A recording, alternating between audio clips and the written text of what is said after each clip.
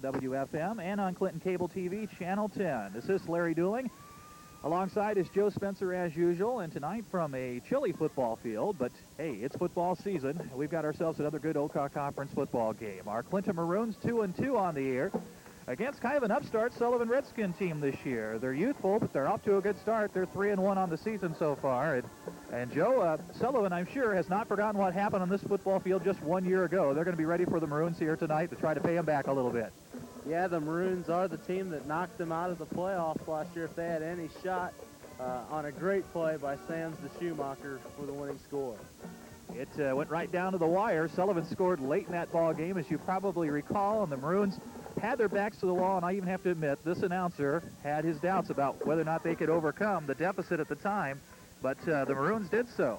They put together that excellent 80-some yard drive, wasn't it, Joe? And moved it down the field, a couple of pass plays, and of course then Sams hit Schumacher in the end zone with the winning touchdown. And then of course the big two-point conversion play also that won the game for the Maroons by a score of 15-14 and stunned the Sullivan football team last year. And they lost 3 ball games by very close scores, 2 of them on last-second plays, and that kept them out of the playoffs last year. So they're rejuvenated a bit now after a good start this year and hoping to make a run at the playoffs this season. Yeah, they have some young players. Of course, their quarterback, Flory's a sophomore, and Catil and Gerchek are not very old as well. So they got some young guys, but they, as you mentioned, have been doing pretty good. You know, the Maroons played last week, of course, a big home game against Decatur St. Teresa, and the Maroons shut out in that ball game by St. Teresa 20-0, Joe. But the Maroon offense certainly didn't show any problems as far as moving the ball up and down the football field. We racked up some yardage in that ball game. We just didn't put it in the end zone. So tonight, we're going to try to put some points on the board and make up for that. Yeah, what the Clinton Maroon fans ought to know is that's probably the best defense the Maroons have faced and will face as far as the regular season schedule all year long. And as you mentioned, they moved the ball well. They just, when they got in the red zone, they couldn't punch it in. Well, they're filing in here to Sullivan High School. A good crowd's going to be on hand for this one. The small visitor section on the far side, it's not a very big section over there, is pretty well filled up with Clinton fans, and I'm sure there are more on the way. We see more coming through the gate right now. So we're going to have a good contingent that have made the trip down here to Sullivan to watch the Maroons play on the road. And they'll be along the fence and have those bleachers filled and show the Maroons support just like they did last year when they pulled out last year's ball game. Weather-wise, after a beautiful day today, you know, the rain moved out of the area yesterday. We've got a cool, crisp night. It's going to be chilly here tonight, but, Joe, this shouldn't affect the football players at all on the football field. It's good football weather. Yeah, it definitely is. I mean, with all the pads and all the running around, it's basically almost perfect weather for football. Well, the band on the field right now, it's the combination Sullivan-Bethany band as they co-op for football, and the bands also co-op together and participate at the football games in this manner. They're providing some music while they await the arrival of the 2 teams on the football field. We'll take a break and have a message from one of our sponsors and be back with more before tonight's Sullivan-Clinton game in just a moment. First and 10 for the Maroons is still time. 25 seconds. Quick pass. Here's a good ladder. The big ladder down to the 10. Crowley's out of bounds inside the 10. Rolling out left. Looking downfield. Airing it out for Ijams on the fly. 40-yard line catch. Chip, short drop. Pop over the middle. Deflected. Intercepted by Josh Wilson. What a great interception. He's down to the 20. It will go 10 yards. It bounces up high. The Maroons have a chance at the recovery. It still is underground. Ijams has recovered the football. Taking a lot of time. Could be the last play of the ball game. He shoots it deep for the end zone for Schumacher. Battle for the ball. He caught it! Touchdown! Clinton Maroon football is brought to you by Clinton Chiropractic Center, Clinton IGA Food Liner, Amber Graves of Sheer Paradise, the John Warner Bank, Dave's Food Basket, Walker Tire, Ace Hardware, Cyrulic Incorporated, Illinois Power, Edward D. Jones, Subway, and Allen Chiropractic. Well, they're introducing the starting lineups for the 2 football teams. The clock is just about ready to run out. Hey, Joe, we got that. I like this clock, the one with the tenths of a second on it. Remember that last year? It was kind of fun when we got down to the last minute of the ball game. And, you know, we had 9.9 seconds left or whatever when we lined up for that last play. Yeah, and they used every tenth of a second of it. Absolutely did.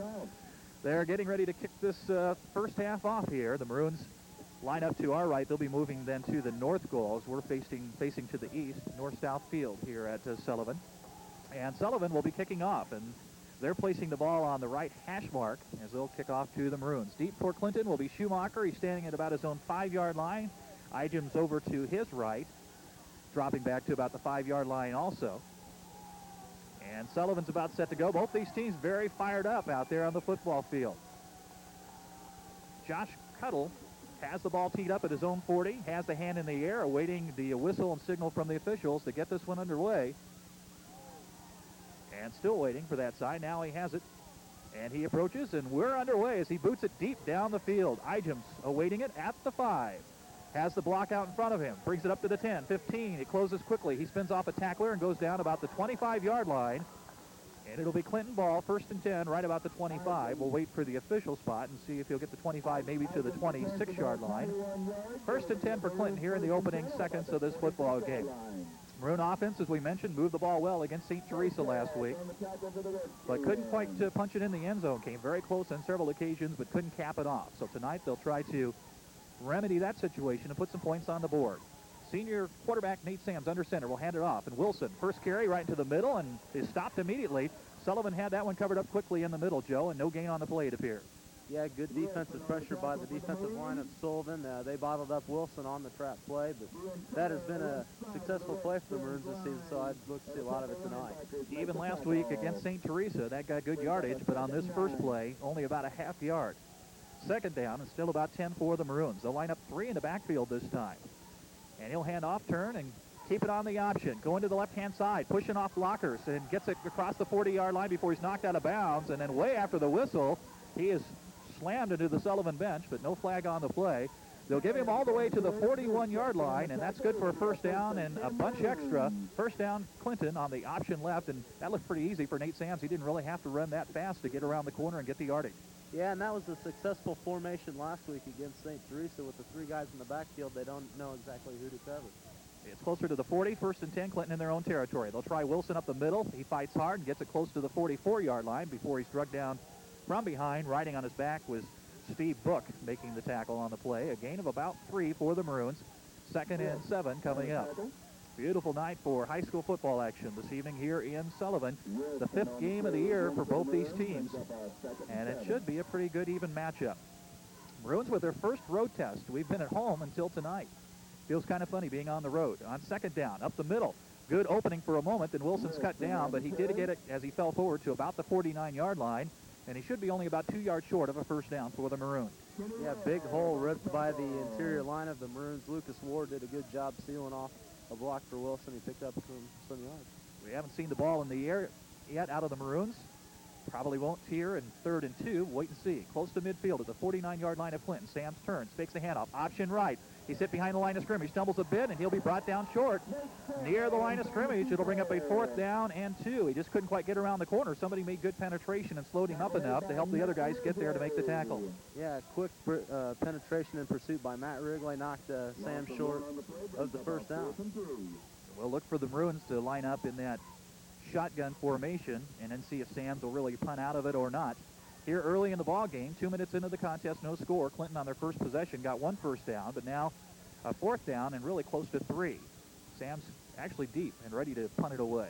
From near the 40-yard line, not a real long kick, taken on the run, and a return to about the 32-yard line for Sullivan, and the Redskins will have it 1st and 10 at about their own 32-yard line. Sams didn't really get all of that one. There is a bit of a breeze here. The American flag here at the end of the football field is kind of tangled up, but we can look at one at the Armory north of the football field, and it appears to be blowing across the field from west to east a bit, if we're looking at it from the proper angle, and maybe a little bit into the face of the Maroons. Hard to tell from here. That flag's a long way away, and the other one's all tangled up at the top of the pole. Quarterback Travis Flory, remember him from basketball, playing as a freshman for the varsity last year. Under center, he'll hand it off, and they'll try the middle on 1st down, and squirting and getting some yardage on the 1st down play. We'll have to double check and see. It must have been Cuttle, the ball carrier. Cuttle, who is listed as a sophomore, 5'11", and 185 pounds. They've got several sophomores that are playing valuable time for their football team this year. A gain of almost 5 yards on the play, 2nd and 5. Yeah, they ran Cuttle to the left side that time, and one thing I heard about him, they, of course, had Leaf Walling last year. They said that Cuttle doesn't get to the holes as quickly as Walling did. Well, that's good news for us because Walling was awfully quick getting to the holes. On 2nd and a long 5. Flory fakes the handoff, then they'll come back the other way, and the Maroons knock it down quickly that time. Was that Igems that kind of, no, it was, well, I see McCleary down to the bottom and then Jeff Wilson on top. It was McCleary, the man I was looking for, and I thought that was pretty hard for Igems to be in there that quickly. McCleary knifed under and knocked him down for very short gain on the play as it was Cuttle, the ball carrier, once again. Yeah, it was a good play by the linebackers there, Josh Wilson and Kevin McCleary, as you mentioned, gang tackling and didn't pick up much. So it'll bring up a third down, and still about 5 to go for a first down. They're at their own 37.5, almost a 38-yard line in Sullivan territory. Travis Flory up behind center, I formation behind him, one wide receiver each way.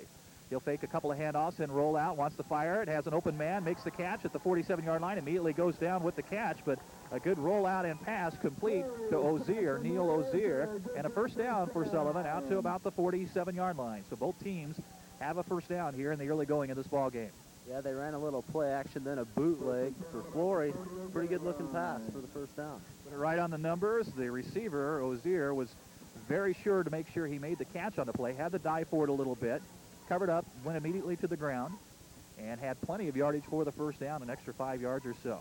So near the 47, closing in on midfield, Flory with the football. He'll hand off second man. A little bit of a hole, but then it's cut down quickly, and all kinds of players in on that one. Nate Sams, Jimmy Savage dives in there, and several others down low. Wilson, of course, was there.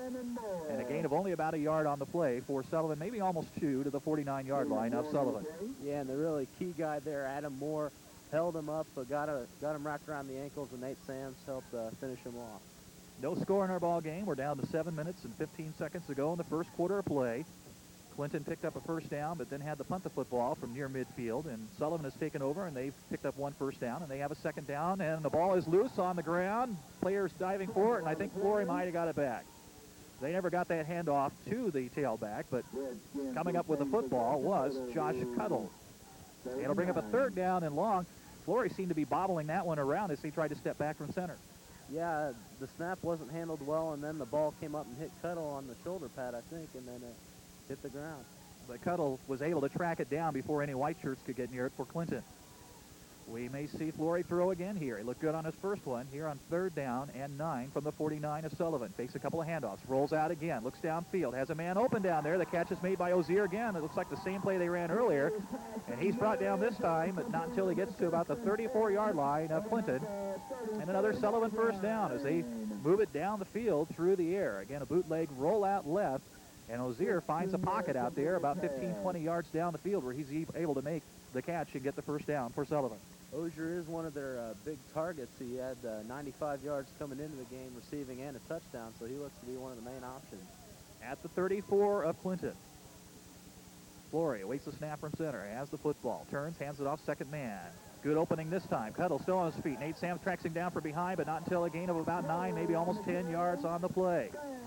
Found an opening up the middle, and Nate Sams had to race him down from behind from his linebacker spot and prevent him from getting the first down, or did they get the first down? It is enough for a first down right there at the 24-yard line. They look it over, and they give Sullivan another first down. Yeah, good run by Cuttle. Clyde Leggett put a nice hit on him, but he bounced off, and Nate finally dragged him down. About halfway through our first quarter play, no score, but Sullivan is moving the football. One of their players straightening up a shoe situation. And now they'll start the clock. Flory up under center once again. Has the football. Again, we'll try the second man. Opening on the right-hand side this time. Still on his feet. Gets it down inside the 20 and down to about the 16-yard line. So the ground game is pushing the Maroons' defensive line around and picking up pretty good yardage here in the early going of this football game. That looks like a gain of about 8 in 2nd and 2 coming up. Yeah, he hit the hole pretty quickly that time. McCleary and Igems wrapped him up in the backfield, but he did pick up 8. Second down, 2. At the 16-yard line of Clinton, one man going wide to the left-hand side. That's Benjamin Dieplinger.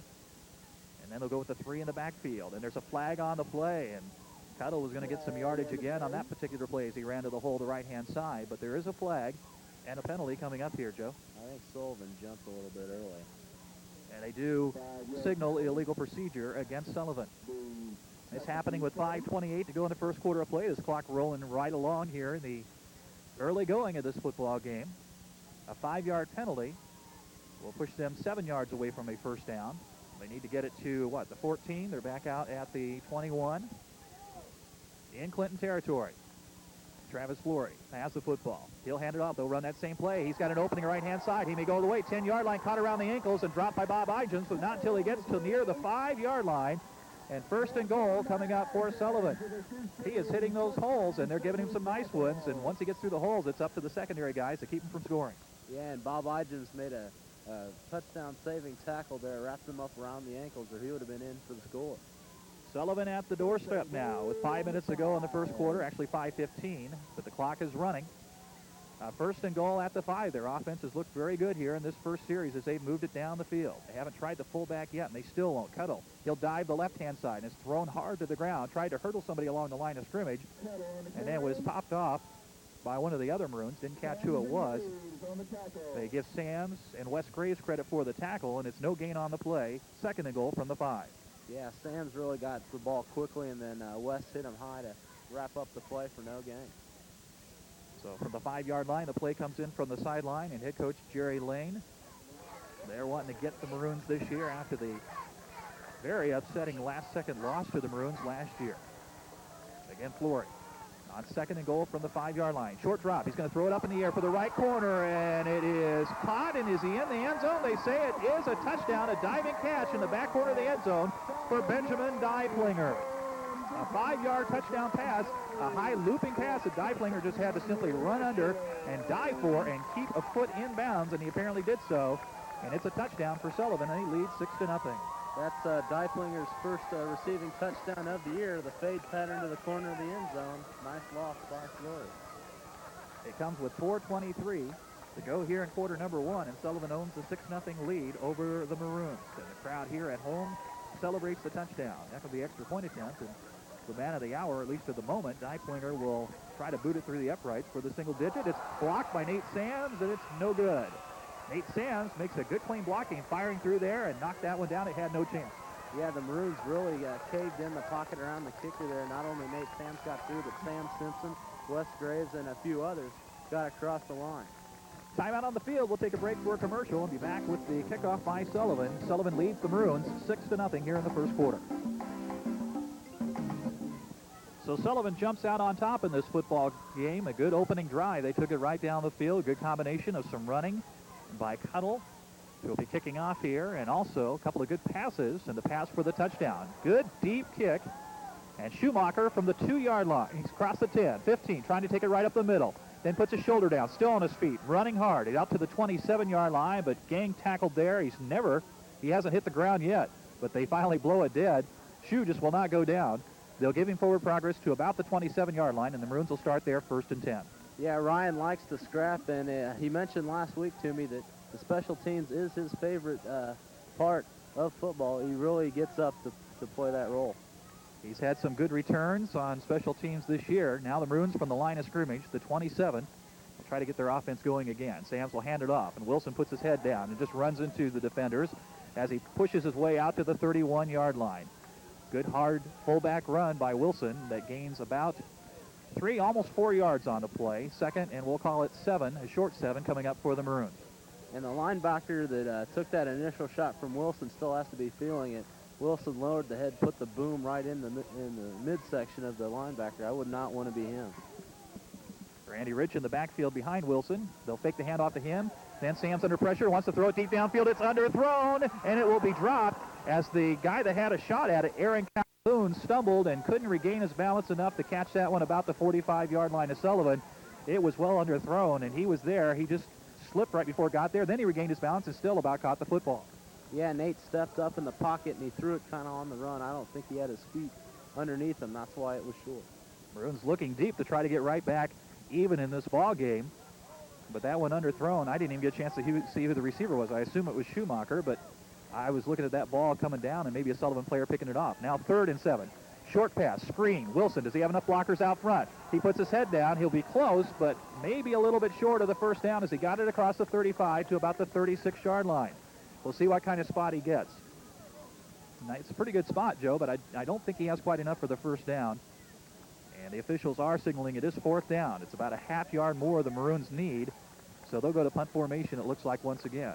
Yeah, it was a flood pattern out to the flat. Good block by Kevin McCleary. Wilson just couldn't get to the first down.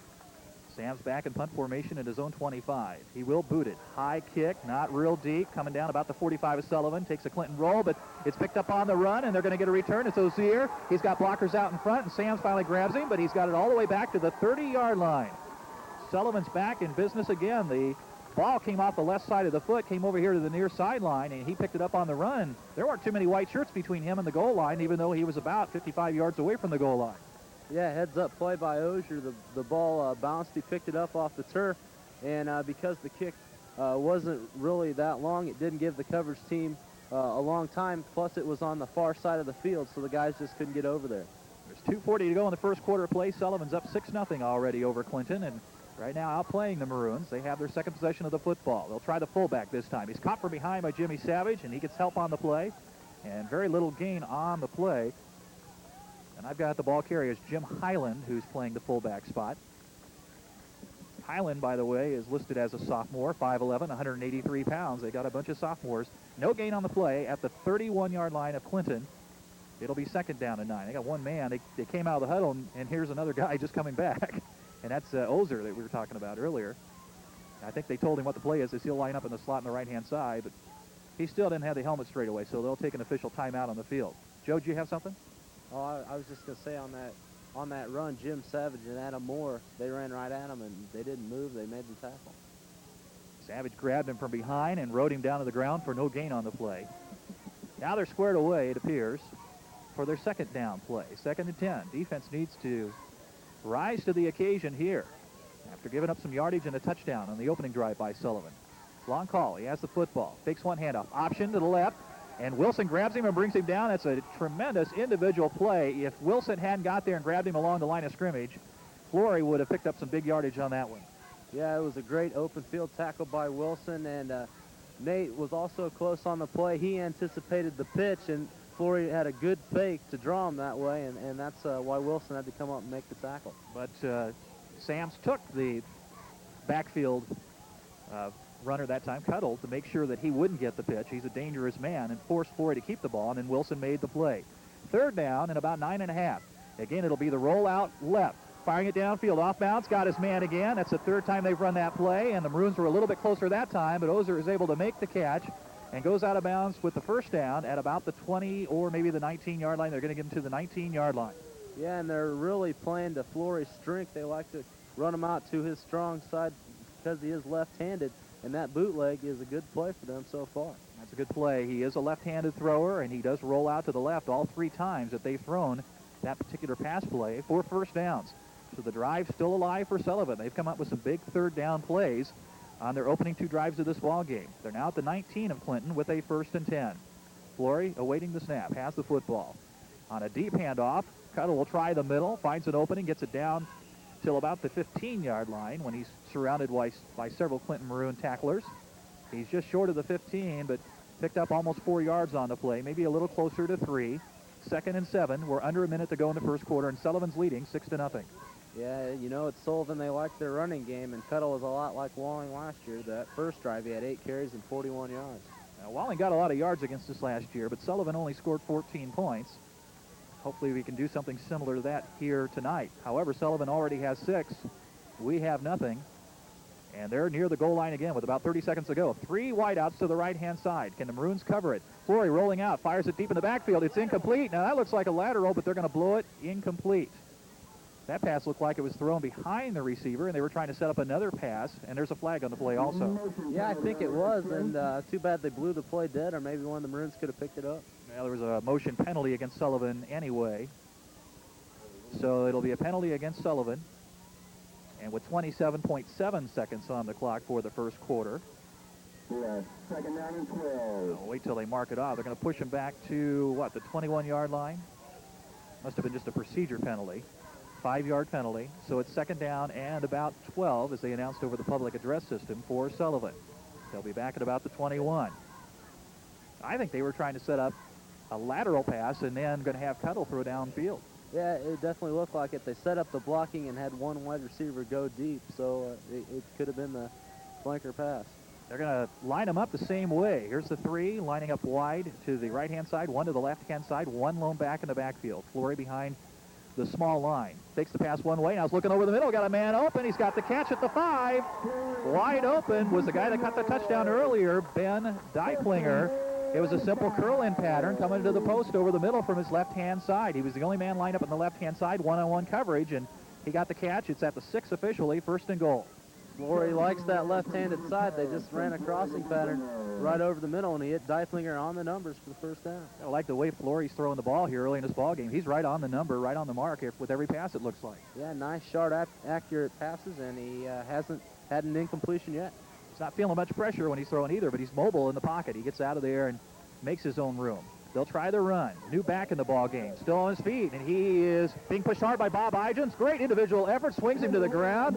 Boy, did Bob Igems show some strength on that particular play. It looked like he was down to the 2 and going to go in for the touchdown, and Bob individually pushed him all the way back to the 5-yard line. Yeah, Bob kept his legs moving and drove him backwards. I mean, that was just a great effort. They will give him forward progress to about the 2, so Sullivan will have a 2nd and goal at the 2 when we come back, but that's the end of the first period. 6-0 Sullivan with the lead.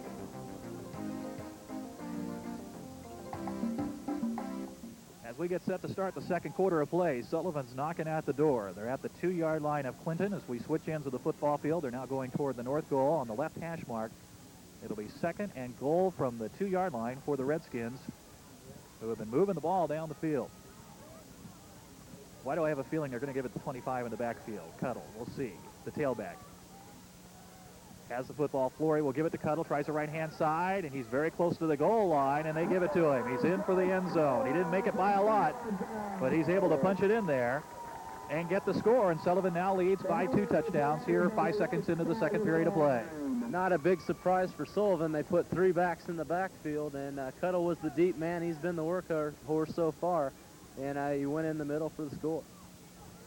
We'll see what Sullivan wants to do on the conversion. The Maroons blocked the single-point attempt before the first touchdown, so I would assume they'll go for 2 here, and that appears to be the case. We haven't seen the kicker lining up his tee or anything like that. As a matter of fact, he's going wide to the left, Deiplinger, who caught the first touchdown pass. Flory has him up there as they go for 2. Short drop, quick pass. Deiplinger trying to hang it up in the air for him again, and this one's knocked away at the last second. Good defensive play by Ryan Schumacher. So it remains a 12-0 lead for Sullivan here 5 seconds into the second quarter of play. We'll be back with another kickoff by Sullivan in just a moment.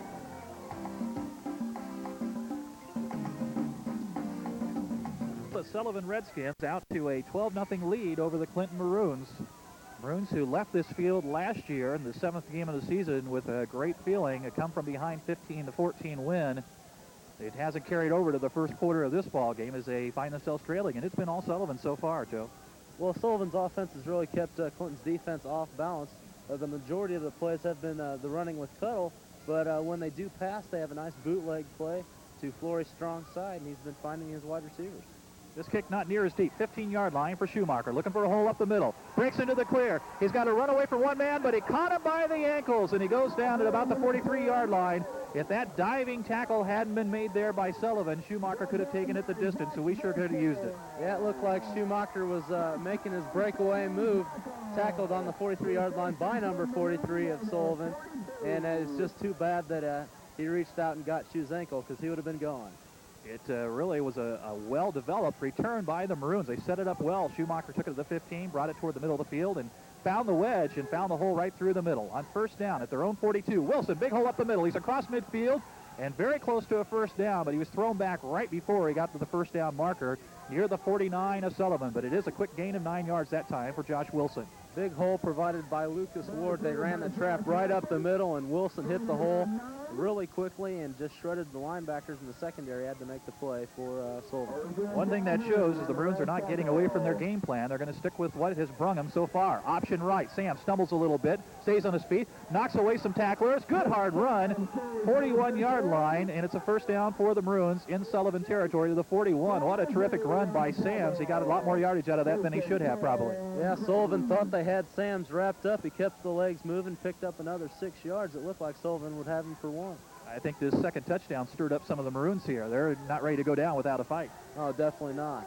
Yeah, we're early in the ball game, just early in the second period of play. 12-0 Sullivan, and now the Maroons attack starting to move the football a bit. At the 41 of Sullivan, Sams turns, fakes the handoff, Yes, he did still keep the football. I thought maybe he had handed off to Wilson because he was just kind of picking his way, but there wasn't much of a hole that time, and he only got it to the 40-yard line, a gain of only about 1.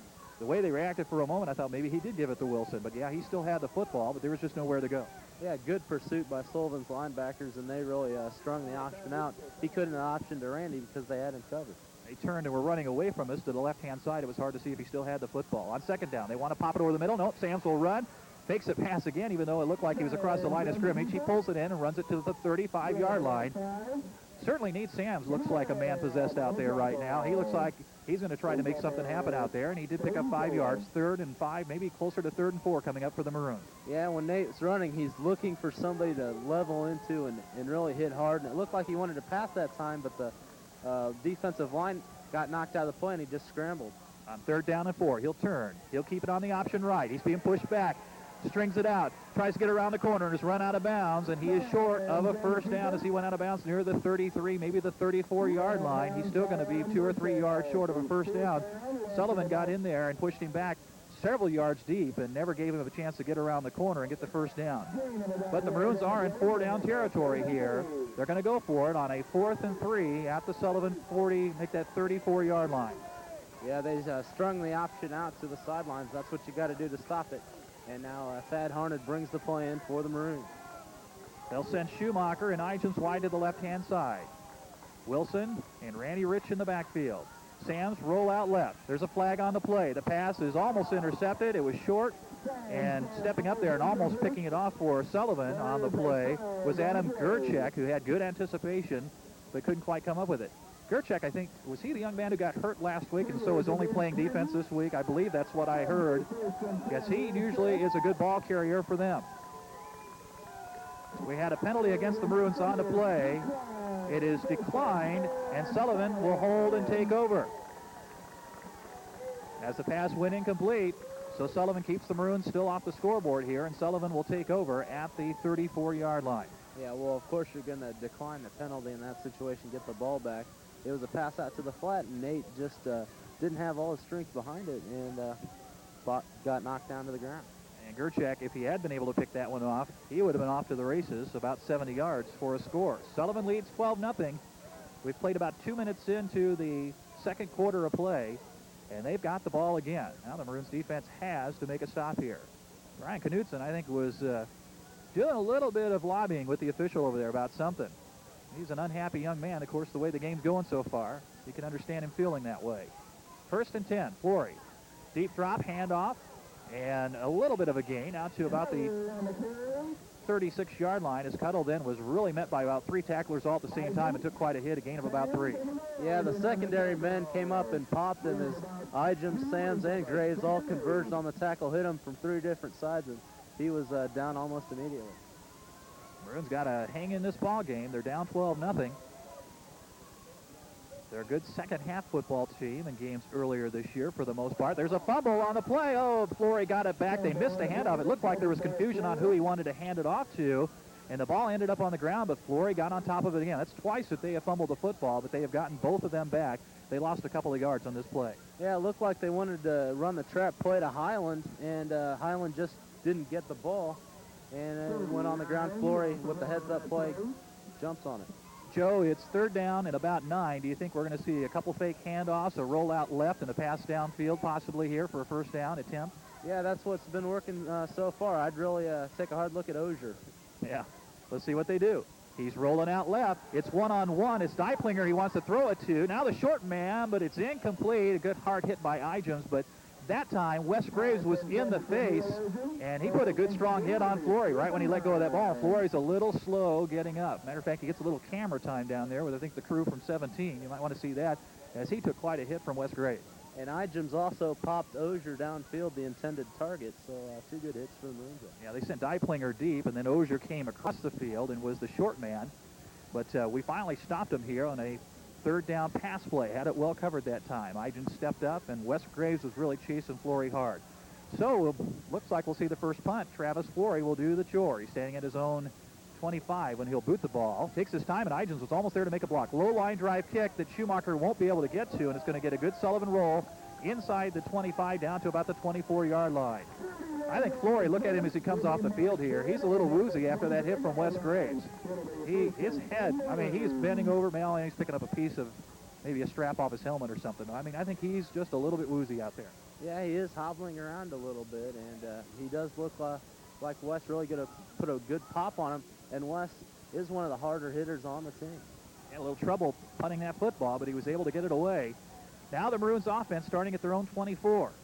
We'll try it for like the 4th time in this ball game here with 8:33 to go before halftime. We have an official timeout on the field. The sun has gone down. It's cooling down here, but not all that bad. A little bit of a breeze, but nice football weather for this ball game. Here in the 5th week of the season. Of course, the season started so early this year. Way back in August. We had, 2 games in August this year. And so I guess it's finally football weather, Joe. It's finally arrived. Yeah, and the funny thing is, Larry, I think we had warmer weather in the 7th week here at Sullivan than we do this week in the 5th. Yeah, we did. We were here in the 7th game of the season last year, and it was quite a bit warmer than it is right now. But it's not terrible. Here's a handoff. Wilson up the middle with a good hole. Now caught and corralled and spun to the ground, but he got about 6, maybe 7 yards on the play. He's out to the 30, and I think they're going to give him forward progress to the 31. It'll be 2nd down and 3. Certainly a nice drive here and a score on the board by the Maroons in the latter portion of the 2nd quarter would do them a lot of good, trailing 12-0. Yeah, it would get them some much-needed momentum. And on that run, just want to mention, good block from Sam Simpson to kick Wilson out for the run. They split the backfield this time. They'll try it up the middle. Wilson a big hole. He's into the secondary, midfield, into the 47-yard line of Sullivan. Wilson all of a sudden looks like he's running the ball a lot harder when he hits those holes. Before he was kind of picking his way, Joe. Maybe it's just me, but now it looks like he's blasting through those holes, and he's in the secondary quick. Well, I think the offensive line is really getting a good surge now on the defensive line of Sullivan and opening up that middle ground for Wilson to run through. That's what the Maroons need. They're down by 2 touchdowns. 8 minutes to go in the 2nd quarter. It's Wilson again, bouncing off tacklers and going down at about the 43-yard line. It's a good hard-earned 4 yards or so on that play. 2nd and 6 at the Sullivan 43-yard line. Well, we don't want it to be like last week where we showed the ability to move the football up and down the field against St. Teresa, but didn't get any points to show for it. And we felt confident coming in that the Maroons would put some points on the board, but they've gone almost a quarter and a half without scoring so far against Sullivan. Sams, option right, has to cut it up the field. He's going to be grabbed and thrown back, and no gain on the play. They're keying on Nate Sams, and he's not getting too much on the option. He had 1 carry early on the first drive for a 1st down for about 15 yards, and since then he hasn't had much running room. Yeah, Nate is at his strongest when he does keep the ball, of course, but it was a good play by Nate that time. One of the Sullivan linebackers that ended up getting blocked out of the play got a hand on the ball, looked like he could strip it, but Nate held it in. He lost a yard on the play, so it's 3rd down and about 8 for the Maroons. They're back close to the 45-yard line in Sullivan territory. Schumacher's wide to the left, Igem's wide to the right. Split backfield. Sam short drop. Now rolling out left. Now looking downfield as he's being chased. Wants to throw, and he won't have any time, and he'll be sacked on the play. They had Schumacher double covered downfield. Schu kept going deeper and deeper, and the 2 guys straight with him, Calhoun and Gerchek, were both there, and there was no place for Nate to go, and he lost 3 more yards. And we're back now to the 49-yard line. That's closer to about a 4-yard loss. Close to midfield now, 4th down and about 12. Yeah, Schumacher made a fake shorter play down the field, and then he broke it long, and he was double covered deep. They're yelling because the Maroons are in that short punt formation, and he just got it away in a nick of time. Little pooch punt. He goes down right after he kicks it, and it takes a bad bounce for the Maroons, and it's down by Igems at about the 19-yard line. Nate just barely got that away. Sullivan's obviously scouted the Maroons, and they knew that was coming by the way they were yelling down here in front of us on the near sideline. Yeah, that's the formation that the Maroons have used a lot recently. And quickly, just from last week, in the punt play they used and they passed last time, that was an automatic call because nobody was covering the wide receivers on the line. 6 minutes and 7 seconds to go before halftime. Clinton still trailing 12-0. Sullivan has the football again at their own about 19.5-yard line. They run a couple new players into the ball game. One of the guys is the guy who carried the ball earlier out of the backfield wearing an 85 on his back, Kenny Webb. He was the one that Igems grabbed at the 2 and threw all the way back to the 5-yard line. He's going to line up in the backfield on the power I formation this time behind Flory, who will turn and hand it to Cuddle. And Cuddle's got a bit of an opening and grabbed around the ankles and drugged down about a 5-yard gain. And it was Nate Sams who had to grab him around the ankle and hang on for dear life. The Cuddle gets 5. 2nd and 5, just short of the 25-yard line for the Redskins.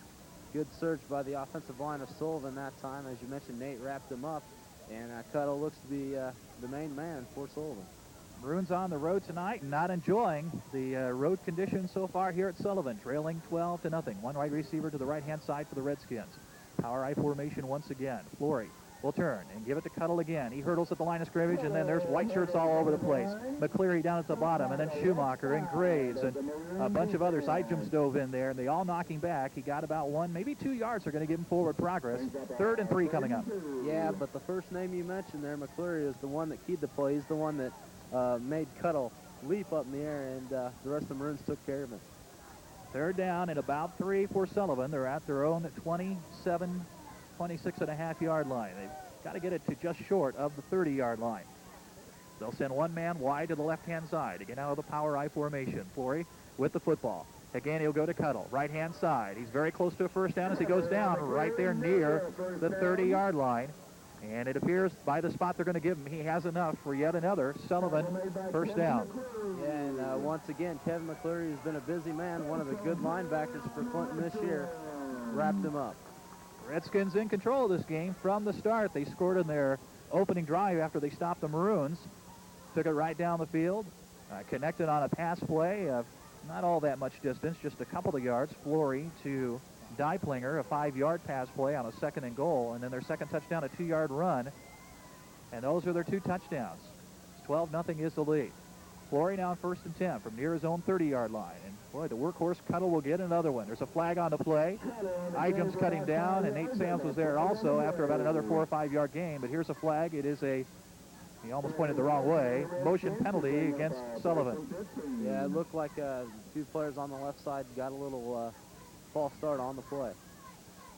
Nate Sams conversing with the official, and obviously will take the penalty as they got positive yardage of about 4 or 5 yards on it, and they want to push them back toward their goal line. There's about 4 minutes to go before halftime, 4:03 on the clock officially. And you wonder if Sullivan's having a little problem with the snap count. That's the 3rd procedure penalty on them tonight. Maybe. They haven't done too many things wrong, though, tonight. That's about the only thing that we can find on them so far, the only dirt we can dig up on Sullivan, the way they played tonight, Joe. They've played a very, very good game so far this evening. Yeah, they've kept the Maroons off balance with the passing and running attack. Although they've been going to number 25 an awful lot here, Josh Cuttle, who owns that 2nd touchdown they scored in the ball game. And now on 1st and 15, a short drop and a quick pop. They're going to loop it down the air and overthrown. Randy Rich had the coverage on Benjamin Dieplinger, and they sure like to throw it up in the air and let Dieplinger try to run under it. And he had a step on Randy Rich, but the pass was just overthrown. I still like the way Travis Flory throws the football, though. Yeah, that's his first incompletion, and it looks like he does a good job lobbing the ball up there, and as you mentioned, letting Dieplinger run under it. And it also looks like Dieplinger has a few hops and can get off the ground and make those type of catches. He went up after that first pass for the touchdown and came down with the foot in bounds. It was a close play in the back of the end zone, but he got it. He'll go wide to the left-hand side. Another man's wide to the right-hand side on 2nd and 15 now for Sullivan. Here, their own 25-yard line. Josh Wilson slipping up there like he wants to blitz. He is blitzing, but they pick him up. Now they try to screen pass, but it's well read by Leggett, and Clyde Leggett makes the tackle for no gain on the play. Well read on the screen, and Leggett was right there by the guy that caught the pass and dropped him immediately. Well, Flory had to pass that ball before he really wanted to. Jim Savage broke through, and he was not blocked at all and made Flory throw it before he really had planned. Yeah, he broke through. I'm sure a lot on his own behalf, but also because they had to pick up Josh Wilson, who was blitzing on that play, and they didn't want to let big number 35 get through there, so they let 87 get through there, and that made the play also. They lost about a yard on it. It's 3rd and 16. Will he roll out left and try the pass again? Hey, look, he's rolling out left. Here comes Nate Sams after him. He fires it over the middle. He's got an open man for the catch and a first down, and still on his feet, 45 to the 50 before Schumacher makes the catch. And that's the fullback out of the backfield who caught that one, Jim Highland. Flory got it away just in the nick of time before Nate Sams got to him, and he still found an open man. He rolls out left, and he's able to find the open targets. Highland made a good run after the catch, gets at the midfield, and Sullivan has another first down with 3 minutes to go before halftime. Yeah, really a deceptive-looking rollout that time. They already had a wide receiver in the area, and then they dropped Highland about 5 yards behind him, and you really couldn't tell at first who he was throwing to, and they found Highland for a big gain. From midfield, 1st and 10 for the Redskins, and they'll run it, of course. Cuttle Ijams catches him at the 49, and they run him back and knock him back about 5 or 7 yards. The Maroons still haven't stopped hitting. They're gang tackling and staying after it. The Cuddle still got a couple of yards on the play when he burst through the initial hole. Yeah, Ijams first hit him, then McClure and Jim Savage also got in on the act, and that's one of the strong suits for the Maroons this year is their tackle. Yeah, they've been much more sure-handed, it seems like, on their tackling in comparison with at times last year when we seemed to have a lot of broken tackles by the opponent, it seemed at times. Now a 2nd down and 8 for the Redskins. Flory has a man wide to the left. Different formation in the backfield. Flory's going to option, run it, and still on his feet, 40-yard line. Takes a hard hit and goes out of bounds, but not until he gets another Sullivan first down, and they give us another look with the option left, and Flory goes out of bounds at 36-yard line. There's a flag on the play near the line of scrimmage, however, and this may come back. Really late flag, too, Larry. It didn't hit the field until after the play was over. Flory showed to me as a strong runner there as he put the stiff arm out on Wilson. But as you mentioned, it is coming back. Yeah, procedure penalty against Sullivan. So scratch the first down for Flory on the run. Yeah, he gave the old stiff arm to somebody there. One of the linebackers or secondary guys for the Maroons. I didn't catch who it was. I think it might have been Josh Wilson. Josh was being blocked at the same time and still almost made the play. But once he got the forearm, or the straight arm in the helmet, while he was being blocked down lower on the body, he didn't have much of a chance to make the tackle on the play. But it's coming back from the line of scrimmage, a 5-yard penalty. They're back to their own 47-yard line. Now we're just under 2 minutes to go before halftime. I guess at this point, we'd like to just go to the locker room trailing 12-0 and hope we can regroup and come back in the second half. Or I'm sure if they could get a turnover here, and they'd have plenty of time. Sullivan's dropped the ball on the ground twice, but they've gotten it back both times. Flory's been heads up to get one of those. Now he'll drop back, short drop, looking for the pass. Now rolling out. He's under pressure. He's going to be sacked. The Maroons get a big sack here, and it's Lucas Ward who makes the tackle at about the 39-yard line for the Maroons. Flory pump faked and tried to roll out to his right and still didn't have an open receiver, so give credit to the guys doing the coverage. They did the job to force it to have to eat the ball, too. Little indecision there by Flory. He had a bad read. He was initially going to pass it to Deiflinger. Really should have let it go because he was open, and he just tucked it under and tried to go to the opposite side, and he had nobody open. Maroons take a timeout defensively. It's a 3rd down and long situation, Joe. And do you think they're discussing the potential for another rollout to the left by the quarterback? Yeah, that's the play that's been working, Larry. I'd expect it. And I know I'm running in the ground. I'm sorry. Yeah, but I'd once again look for Ozier or Deiflinger. Well, certainly those two have been the favorite receivers, although he hit Highland with that last one for the first down. So both teams discussing what they're going to do here. The Sullivan crowd has been enjoying themselves so far. They've seen their team roll out to a 12-0 lead over our Clinton Maroons. A couple of touchdowns early in the ball game. One came in the first quarter. The other came very early, only 5 seconds into the second quarter. The Maroons have moved the ball some, but haven't been able to punch it in for a score. They haven't come quite as close as they did last week against St. T at times. And so they trail by the 2 touchdowns. 3rd down, and how many yards are we talking about here? About 22 for first down. They've got to get to the 40 of Clinton. They're at their own 38-yard line. Flory with one lone back. Short pop in the backfield. And they will try to run. Now he's going to pass, too, and overshoots his man. And he was almost tackled, and they're going to throw a flag on the play anyway. He ran forward several yards before he threw it. He was beyond the line of scrimmage, Larry. I think that's what the flag will be. They set up the flanker pass that time, and I don't think there was any question. He was definitely behind. That's a play they wanted to run here going the other direction earlier, it seemed like, and it didn't come off cleanly that time either. And as a matter of fact, it was an incomplete pass, and the Maroons thought it should be a fumble, but they ruled it incomplete. Well, this time, as you said, Aaron Calhoun was the receiver on this one, and he had somebody grabbing him around the ankle, so he felt like he had to pull out of it, and then he still wanted to throw the football. And he had a man open down there, but overshot him, and it's coming back anyway. Yeah, Deiflinger had broken loose, but he couldn't find him. Well, I'd like to see us get the football out of this thing. All right, it is a loss of down penalty and a 5-yard penalty for passing from beyond the line of scrimmage. Now, the coach, Jerry Lane's down there explaining to the official, now this is how it's supposed to work, and we did it correctly. And the official saying, no, not quite. It didn't quite work right. Well, he could plead his case, but I think obviously it was past the line, and hopefully there's still a minute and a half to go. The Maroons shouldn't get too bad a field position. Last time, Ijams came close to a block on the punt, and the Maroons, well, they're trying to bring him, but they're not going to get to it. Low line drive kick. Can Schumacher track it down? He's going to have to let it roll, and it dies pretty quickly. helped the Maroons out a little bit there. It didn't get much of a roll, and it dies at the 39-yard line in Clinton territory. So 1st and 10 for Clinton at their own 39 with 1:22. Hey, now this is a lot more time than we had last year and less yardage than last year at the end of the game. Yeah, not really too good of a punt. Only went 28 yards, kind of a line drive, and as you said, the grass kind of helped it as it died. And not bad field position, about midfield for the Maroons here with 1.5 minutes. Yeah, can the Maroons put some points on the board? The clock's moving now, 1:20, 1:19.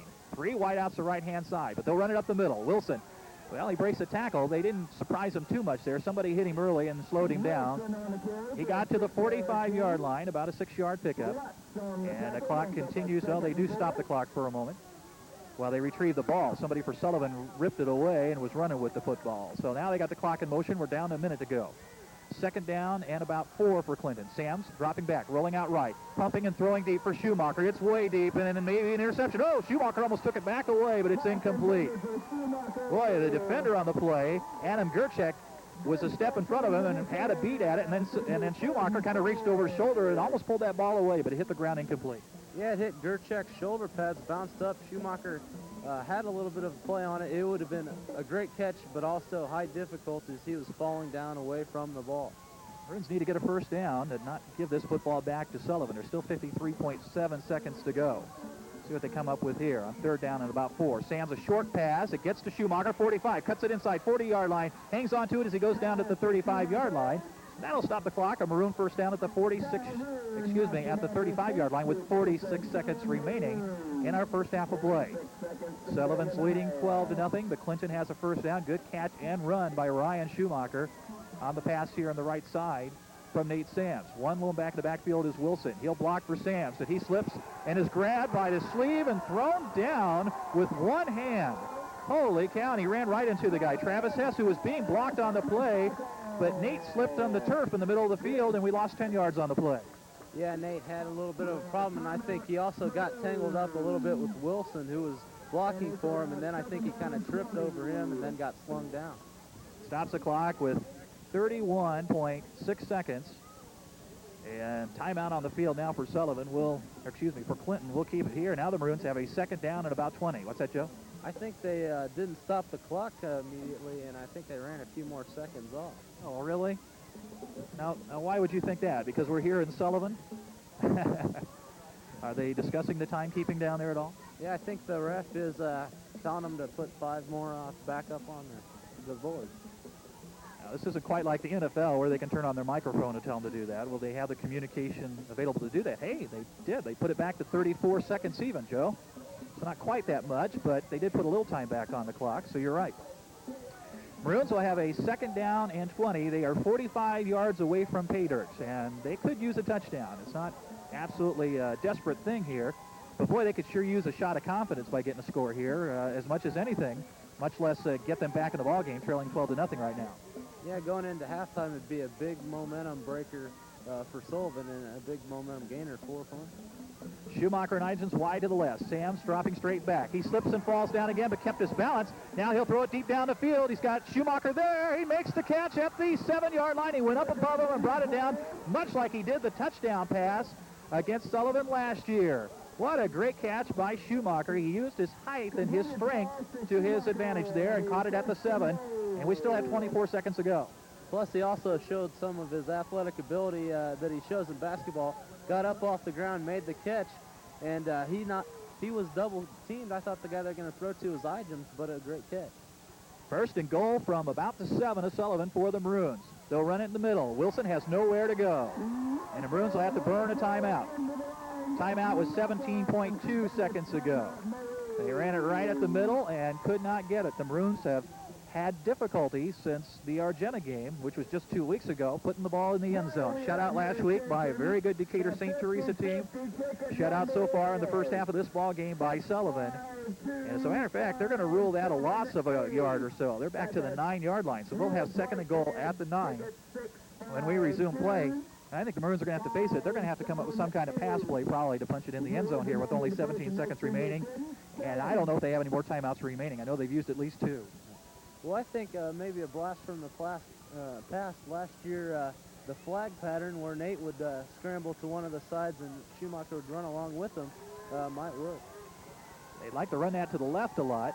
Now Schumacher's lined up wide to the left-hand side. Idens, good receiver also to the right-hand side. They'll put Rich and Wilson in the backfield. I don't know, the Maroons might have a couple of cracks at this if it's an incomplete pass, but they've got to get it in the end zone if they complete something. Sam's going to roll out right. He's acting like he wants to run. Now he's looking over the field. He's got a lot of defenders in his face. He'll run out of bounds at the 11. He could not throw the football. Sullivan had it well defended. And it'll be 3rd and goal from back at about the 11-yard line now, and there's still 10 and a half seconds to go. Nate hung on to it as long as he could, but he made sure he didn't run out of clock. Yeah, he tried to still be able to make something out of the play. They wanted to go to Bobby Idens as they scrambled to the right side. They had him well covered. Schumacher also did a nice job following Sams across the end zone. It's just the DBs had it covered well. Lost about 3 yards to be exact. They're back to about the 12-yard line now. So this is probably the biggest play of the first half, obviously. 3 wideouts to the left-hand side, 1 lone back as Wilson in the backfield. And Sullivan matches up man for man out there. Sam's rolling out left, gets around the corner. He's going to run with it. He's got a steam, ahead of steam, and he's in the end zone for the touchdown. Sam's all the way, 12 yards on the run. They made it look like a pass all the way, but I think Nate, unless somebody was absolutely wide open, he was going to be sure that he was going to punch it in the end zone, and the Maroons have finally scored. Yeah, they ran a cluster of wide receivers out to that left side, and I think really the main thing they want to do was clear out the area for Nate, as Bob Idens, Wes Graves, and Schumacher were all there, and they just really took up all the potential tacklers, and Nate just picked up momentum and ran for the score. Last-second changes as they line up for the conversion. What are they going to do here? Go for 2? I guess so. They're not lining up for 1. This score comes with 3.9 seconds to go, and the Maroons are within 6, 12-6. Big touchdown there. A late man comes on, one of the linemen. He's in there now. And we're set to go as Sams is under center. Got wide receivers all over the place. Idens goes in motion. Sams under pressure. He's going to have to try to get rid of it, and he can't do so. He was grabbed around the ankles and dumped in. No conversion for the Maroons. Timeout on the field. We'll take a quick break also. 3.9 seconds to play in the half, and Clinton is now trailing by just 6 to Sullivan, 12-6. Seconds remaining. They line up in a very unusual lineup, and Schumacher kicking it a short boot. Sullivan, one of the up men, fields it at the 48-yard line. The Maroons are actually trying an onside kick with Schumacher.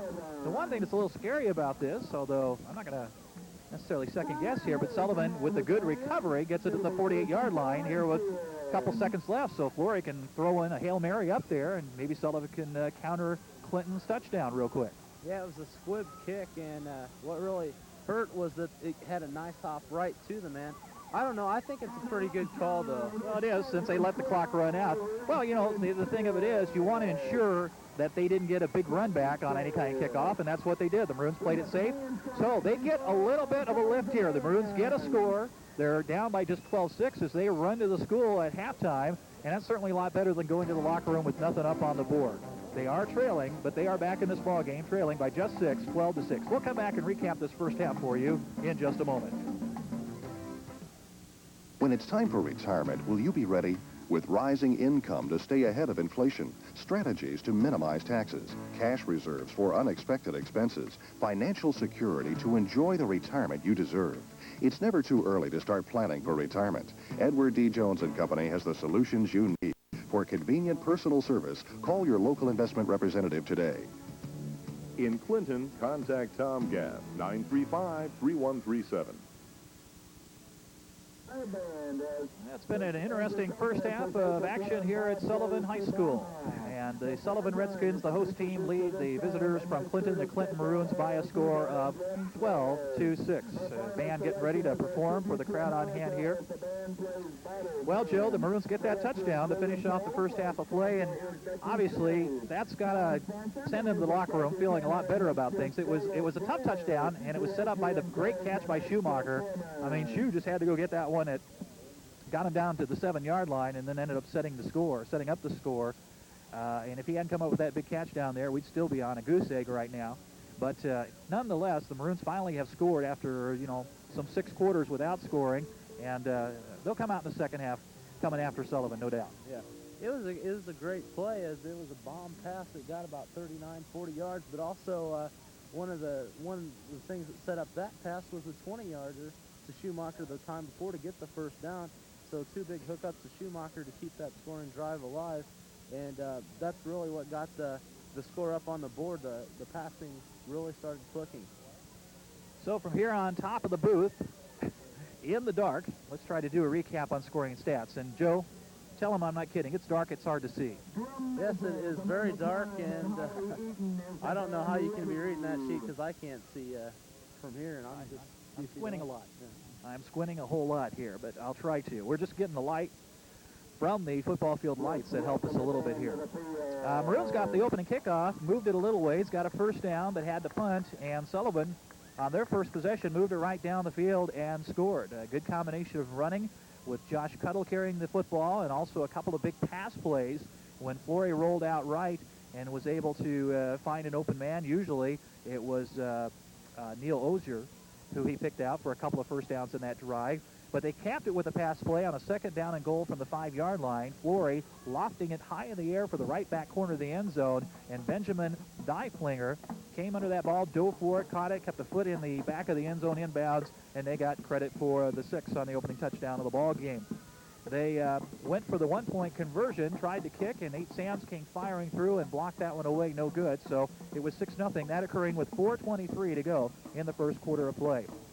Sullivan, on their second drive, moved it again, pretty much the same way, moved it downfield again smartly on their second drive.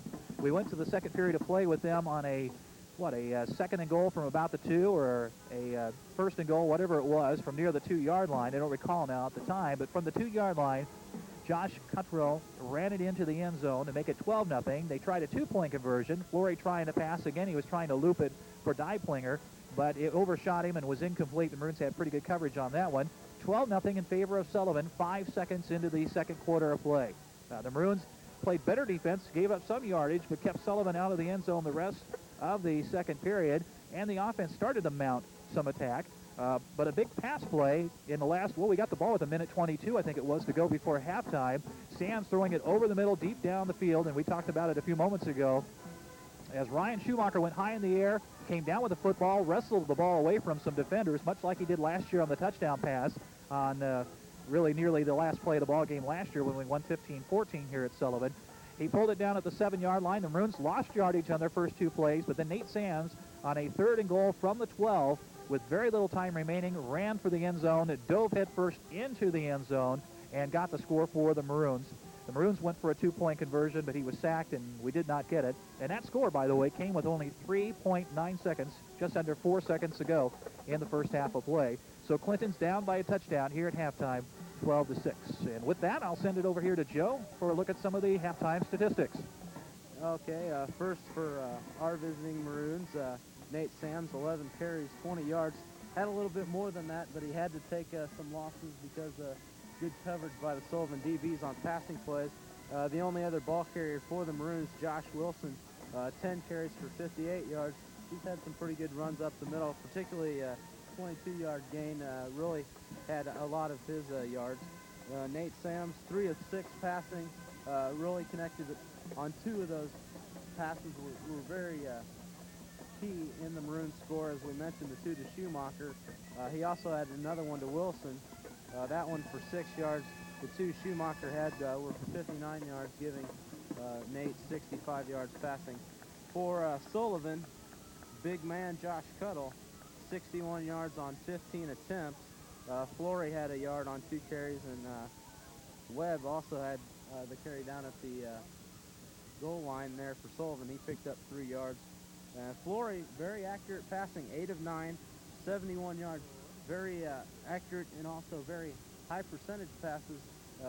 Good job by the Sullivan coaching staff, utilizing his strength as a left-handed passer to go to that left side. And, of course, the big wide receiver for Sullivan is Ozier, 3 catches for 35 yards. The thing about Flory and his passing, they haven't been all real short passes. I mean, he's thrown the ball down the field for 10, 15 yards a crack, and they've gone sometimes for a little deeper than that. But he just has a knack of putting that ball right on the money and finding the open man, and they're well-conceived pass places. I guess, like you said, they're playing to his strength, his ability to throw left-handed by rolling out to the left and using his strength and ability to go that direction and throw. And when you do that, you know, good things are going to happen. Yeah, and they also have a few wide receivers go to the same side to where it's hard to cover that area. with two potential targets. Sometimes that can lead to problems. You can kind of get botched together and cause problems for each other, but they spread the field nicely. They don't seem to do that. Yeah, they do a good job, and they've just had a pretty good offense. It's kept the Maroons off balance for part of it, but like last year, Maroons not giving up many points. Well, they've given up 12. It looked like it could be more the way things were going early, but the defense played better the more the game moved on. And so the Maroons trail by just 6 here at halftime, 12-6. We'll come back and talk a little bit later on more about this ball game and then have second half coverage, of course, for you here on WHOW-FM and also on Clinton Cable TV Channel 10. But now we're going to break away, send it back to the studios, and Joe will have his halftime interview here on the radio with senior Jimmy Savage will be talking with Joe. So stay tuned for that, and we'll be talking to you a little bit later on.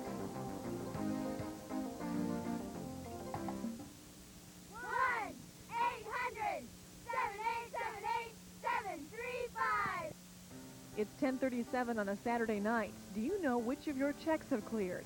The John Warner Bank is proud to introduce our newest service, JWB Telebank.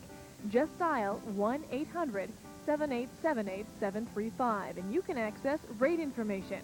Inquire about balances, transactions, and deposits with regard to your checking account, personal loan, certificate of deposit, or savings account. You can even leave a message so a bank employee can meet your needs personally. JWB Telebank. It's just one more way we make banking easy.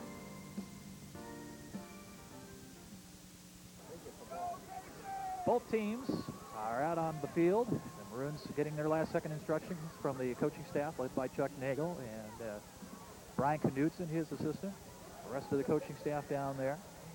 It would appear that Sullivan will get the ball to start the second half, shouldn't they, Joe? We got the ball to start the ball game. We moved it a little bit, but had to give it away to Sullivan, and so unfortunately we'll have to kick off here, and Tony Simonton's bringing the tee out to the center of the field. Yeah, the Maroons got the ball first, got a first down, had to kick it away like you mentioned. But now, Maroons kick off. Defense looks strong at the end of the first half. They'll have to continue. We'll see what kind of adjustments both these teams have made, but especially the Maroons after a pretty strong first half of play, especially the first quarter and a half out of Sullivan. And still, they were moving the ball some in the tail end of that second period of play, although the Maroons were able to keep them out of the end zone. Ball's teed up at the 40-yard line. Sullivan will be going toward the north, the Maroons to the south. And Simonton approaches and boots. Good end over end kick that's going to carry back to about the 6-yard line. And here comes the return. 15, 20, opening up the middle. And then a good strong tackle, although he broke away. And McCleary finally brings him down. But not till he gets to about the 36-yard line. And, of course, that was Josh Cuttle, who's been the big ball carrier out of the backfield for him, and he does it on special teams. First and 10 for Sullivan at the 38. Yeah, nice return. Got about 32 yards on it. Kevin McCleary made the tackle, or he would add a few more yards. Cleary, a good strong tackle there to prevent him from going any farther. But good field position for Sullivan as they start the second half of play. Cuttle will line up in the backfield in this power I formation at the tailback spot. Only one wide receiver right-hand side, and Cuttle will get the call, puts his head down, looks to the middle. Then is caught from behind and spun down, only got about a yard on the play to the 39-yard line. Schumacher grabbed him around the ankles, and then Graves polished him off up top. Yeah, good combination tackle there by Schumacher and Graves. And not a lot of yards for the first run by Cuttle, but I would bet they're going to get the ball to him a few more times before their drive's over. They certainly will try. You know, the middle of the line did the job there, though. They forced him to go outside and ran him right into Schumacher. So we got to give credit to some of the guys in the middle of the line for the Maroons for helping out on that play, certainly making it go for a very short gain, only about a yard, maybe almost 2. We'll call it 2nd and 9 from just short of the 40-yard line in Sullivan territory.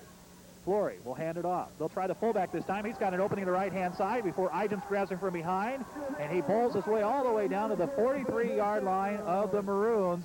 Jim Highland only about his second carry of the ball game, but both of them have been pretty big carries. They'll give him forward progress to the 44 of Clinton before Bob Idams made the tackle on the play, having to chase him down from behind. Yeah, they ran their favorite counter trap play that time for Highland. He picked up a good chunky yard. 17-yard carry for Jimmy Highland. And they're giving him credit for 17 yards over the public address system. At the 44 of Clinton, Sullivan on the move again with the 1st and 10. Travis Flory, the young sophomore quarterback, stumbles, but he got the handoff off. Highland will be surrounded, though, as that one didn't come off very cleanly. That, apparently the middle of the field is treacherous in spots. We saw Nate Sands in the first half stumble several times on plays where he was trying to make some moves out there, and this time Flory is done under by the slippery field and not able to get that handoff cleanly, and they lost a yard on that play. Yeah, and I think really at midfield where it's been the troublesome spot for both teams. Between the 40s, it seems like, has been the worst part of the field. It doesn't look that bad from up here, not any worse than any other part of the field. Here's the roll out left, looking downfield, and got his man. It's Highland, and he's down to the 30. Ozier was there also, but he picked out the man trailing behind Highland, and that's 2 catches now for Highland. He comes up a little lame after the play. That left arm's bothering him, but it's a first down down to the 30 of Clinton, and again, that rollout left goes for Sullivan, another first down. Yeah, and once again, they disguised it well. It looked like all the time they're wanting to go to Ozier. He was out toward the sidelines, and then Highland all of a sudden snuck in behind him a few more yards downfield, and he was open. 2 wideouts, 1 each way, and the lone back in the backfield is Cuddle. And he'll pitch it to him. It's a bad pitch. It's loose on the ground. Let's get that football, and I think Jim Savage got on top of the ball. Yeah, good solid hit by the Maroons to force the ball out of the back. Well, it was a bad pitch. And Sullivan got it back. I thought Jimmy had it. Well, Sullivan got the football. Jimmy looked like he was there, but, you know, we couldn't see it when the whole crowd ended up around the football, and Sullivan dodges a bullet. Yeah, well, plus one of those things when you get a pile, the ball could exchange hands multiple times. Well, that's too bad. The Maroons had, it seemed, a big turnover there. Sullivan instead only loses about a yard on the play, on the play that got away. Flory trying to pitch it to Cuddle in the backfield, and it ricocheted off him as he took a strong hit. Now Flory will hand it off. They'll try a little counter play, misdirection, but Nate Sands is there, and so is Josh Wilson. They want a face mask, but there's no flag on the play as the ball carrier was the guy with the receiver number, Kenny Webb, on that counter play, and he got the 1 yard back they lost on the previous play. Yeah, they wanted the face mask, and Nate's hand did get a little high, but he didn't get it in the face mask area. The official had a good look at it, the linesman here, right along the line of scrimmage. 3rd and 10. We can hear everything the guys are saying between plays on the public address system. They're talking about the game down there and criticizing the officials. We can hear it. Fake pass one way, now they'll come back the other way, and it's led too much for Deiflinger, and it goes incomplete. Schumacher had man-for-man coverage, but boy, he made that play come off pretty well. Also, Flory did, faking into the 3 receivers on the right-hand side and spinning around, throwing it back toward the left to the lone receiver. Yeah, and Deiflinger had beaten Schumacher in coverage. They ran the post to the middle of the field, and they just overshot him, and that was really one of the few times that Flory hasn't hit one of his wide receivers right in the numbers. They're going for it on 4th and 10 at the 30 of Clinton. Trying to draw him off sides, doesn't do so. Flory fakes one way, comes back the other way, same play, and it's overshot again, and Schumacher had a little closer shot at getting to that ball, but it's overshot, and the Maroons get the ball anyway. Really didn't need the interception, just needed to take over the ball, and the Maroons defense holds and takes over at the 30-yard line. Yeah, and it's a small thing, but it's pretty big, though. It turns out because Deiflinger did get in between Schumacher and the ball, and if he doesn't do that, maybe Schumacher picks it up and gets more of a return. Here's the Maroons' first drive of the second half with 8:36 to go in the third quarter. Play Clinton trailing 12-6, and Wilson gets the call at the middle. Good strong run, got 5 yards to the 35-yard line. Grabbed around the ankles and dropped, but not until he got 5 yards, as we said. 2nd and 5 coming up for the Maroons. This is a very important drive, I think, for the Maroons to really establish their offense here in the second half of play, which was shaky in the first half. Yeah, and they had gotten a little bit of offensive momentum before the half. You really want to keep that going. Schumacher, Igems wide to the right-hand side. Samms will try the middle again. This time they have Wilson surrounded, but he keeps those legs pumping, and he got 2 more yards on the play somehow, even though he was surrounded by several tacklers on the play. The guy comes off the bottom of the pile is Rick Seeley, who's a junior, 6'1", 190 pounds for Sullivan. 3rd and 3 now. And Wilson, a nice hard run there. He got most of it by himself. He had to fight, and he did wriggle free for 2 yards. The Maroons really need a first down here. Here's Schumacher to the right-hand side. It's Rich going wide to the left-hand side this time. Wilson's alone back. Igems in motion. They'll give it to Wilson up the middle. There's a flag on the play, and he looks to have enough for a first down with a great second effort, but there's a flag, and this doesn't look good from where that flag is thrown. It's in the backfield of the Maroons, and they're calling the Maroons for a procedure penalty, it looks like, Joe. Yeah, that's what it looks like. I didn't see what it was. Or maybe they had a few guys in motion at the same time as Bobby went by, and also I think I saw another guy, so you can't have 2 guys in motion.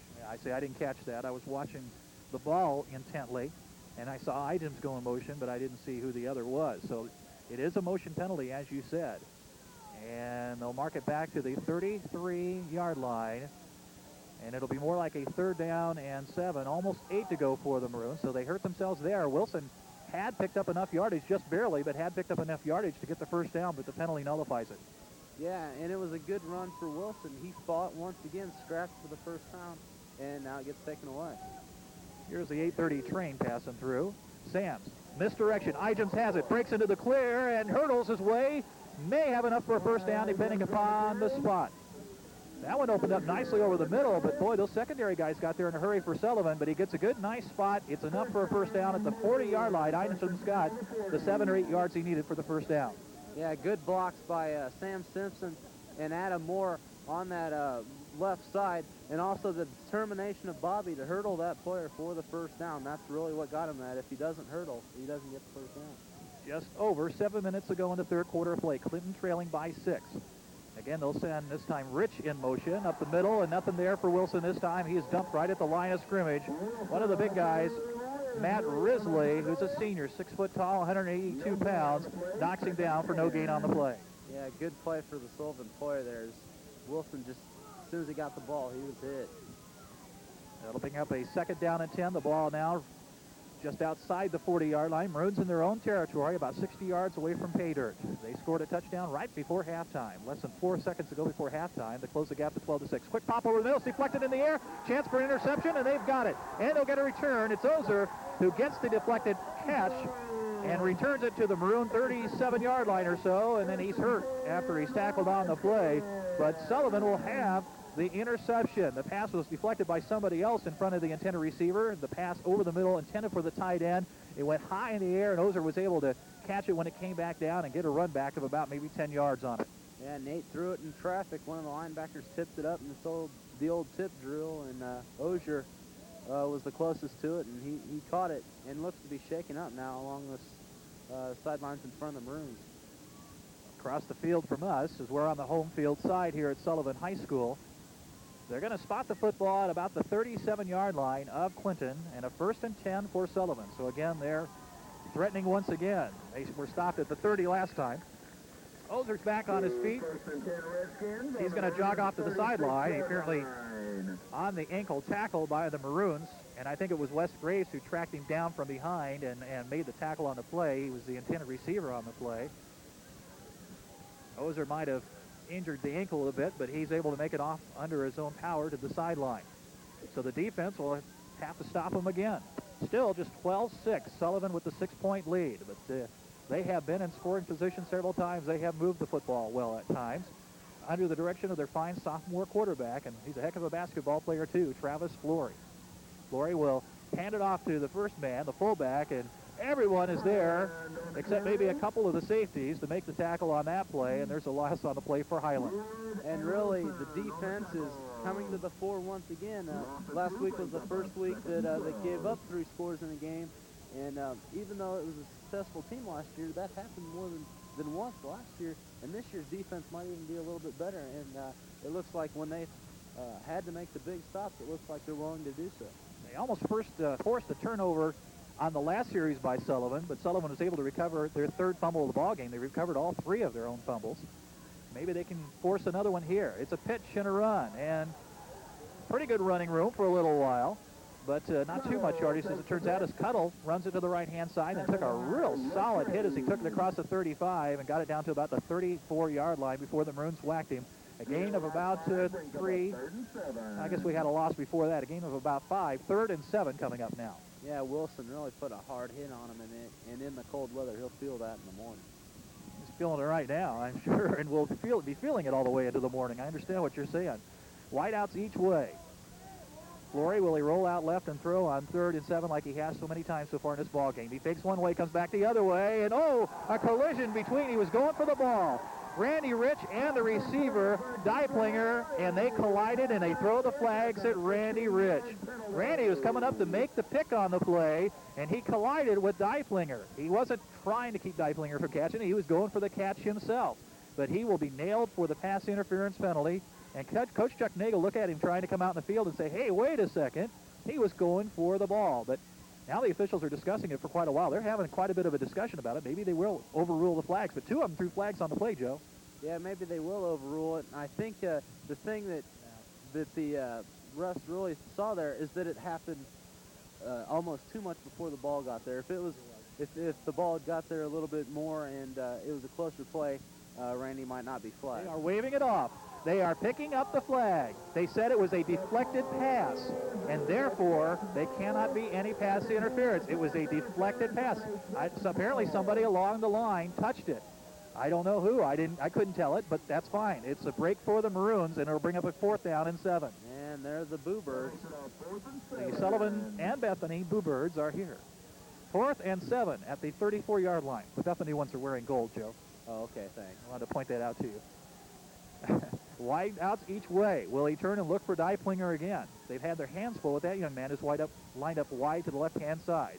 They'll fake a couple of handoffs. He rolls out left. Got a man in his face. It was deflected, and it's low, and it is incomplete. I think it was deflected as Nate Sams was right in his face when he threw it, and I think Nate might have touched that pass a little bit. Yeah, I think Nate tipped it, and I think also downfield, Josh Wilson batted it down to the turf. And once again, good defensive stop for the Maroons. They're giving the offense a chance, keeping them in the ballgame. We got to get this offense rolling now. 4:44 to go in the third quarter of play as we shiver a bit from on top of the box here at Sullivan, although it's a nice fall night. It's just a little cooler than we'd like. You got any heating around here any place? No, we're on top, Larry. Yeah, there's no heat out here, is there? At least the wind's not too strong, or we'd really be in some trouble here. Maroons starting at their own 34. Sams, option right. They come up quickly and put a hit on him and drop him for a loss of a yard on the play. Boy, those secondary guys come up in a hurry, and that was Kenny Webb, I guess, who came up. Webb plays basketball also. You might recall him as one of their guards on their basketball team. He came up in a hurry and dropped him for a yard loss on the play. Yeah, really aggressive play by the secondary players, but also a good job by the Sullivan defensive line, making sure that Nate can't cut back. Fake the handoff. Now he's being pressured, being forced out of the pocket, rolling left, has a blocker in front of him, but he's not going to get too much yardage on this play. Another loss of a yard or so as Wes Graves tried to block for him out front as Sams ran to the left-hand side and might have got back to the line of scrimmage, but I think lost another yard. It's 3rd down and 12. The offense is really struggling. They're only trailing by 6 right now. We just need some kind of big play to spring for us here to get us back even in this ball game. Down to 3:45 to go in the third period. Well, the big play guy so far, Ryan Schumacher, I'd look for him. 3rd and 12. The only problem is Sullivan's looking for him also. They got man-for-man coverage on him right now as Gerchek, good defender, is out there with him. They're shooting for him, but overshot him. Really fired the ball over the middle, and there wasn't much of a chance for Schu to get that one. Incomplete. 4th down and about 12 or 13 for the Maroons. Back at their own 31-yard line. They'll be forced to punt the football here. Yeah, I think Nate really threw that a little bit out of rhythm. It looked like he kind of threw it before Schumacher got to the spot he wanted to go to. Now, he's felt some pressure throughout this ball game, and that could be a big reason why. Nate will drop back to his own 20-yard line to boot this one away, and Sullivan looking for good field position again. They've got a couple of guys lined up at about their own 40-yard line, and one of those, of course, is Cuddle. He's a dangerous one, and he will be taking this end-over-end kick at his own 40. Cuts it toward the middle of the field. 45, 50, caught from behind and knocked down, lost his balance and goes down, but not until he gets to the 43-yard line of Clinton. Another good field position and a 1st and 10 for the Sullivan Redskins. And a big tackle for the Maroons. Ashton Duggins, the guy we knew that did a little cleanup in the fullback role, made a good tackle there. Cuddle gets more downfield. Yeah, we saw Ashton a lot in that Moments game number 2 of the season. And he plays a lot of special teams and made a good play there. Good saving tackle. 43-yard line of Clinton for Sullivan. They've been down here in our territory a lot here in this third quarter of play. They haven't been able to score, though. Flory will hand it off. And Cuddle trying to right-hand side. Caught from behind and drugged down. Got a yard, maybe 2. I guess they'll give him forward progress to the 41-yard line. Maroons are doing a lot better job, though, covering up on that young man from the tailback. Yeah, they're really converging in on the middle where Sullivan likes to run that trap. And I think the one thing, this year's team, the secondary guys are a lot more active in getting to the ball quicker. Well, they got a lot of experience last year. There are a lot of returnees from last year's team. You know, guys like Bob Igens and Randy Rich and Ryan Schumacher. And, of course, Nate Sams played the tail end of the season back there quite a bit. He lines up right on the line of scrimmage on 2nd down and 8 for the Redskins. Deep drop and the handoff. Cuddle trying to get around the corner. He's drugged down after he got to the 39-yard line. Wes Graves from his defensive end spot made the initial tackle on the play, got help from Schumacher, and Savage came across to help out too. But Wes The main man on the tackle, another 2-yard gain. 3rd down and 6 now for the Redskins with just about 2 minutes to go in the third quarter of play. Sullivan still leading 12-6.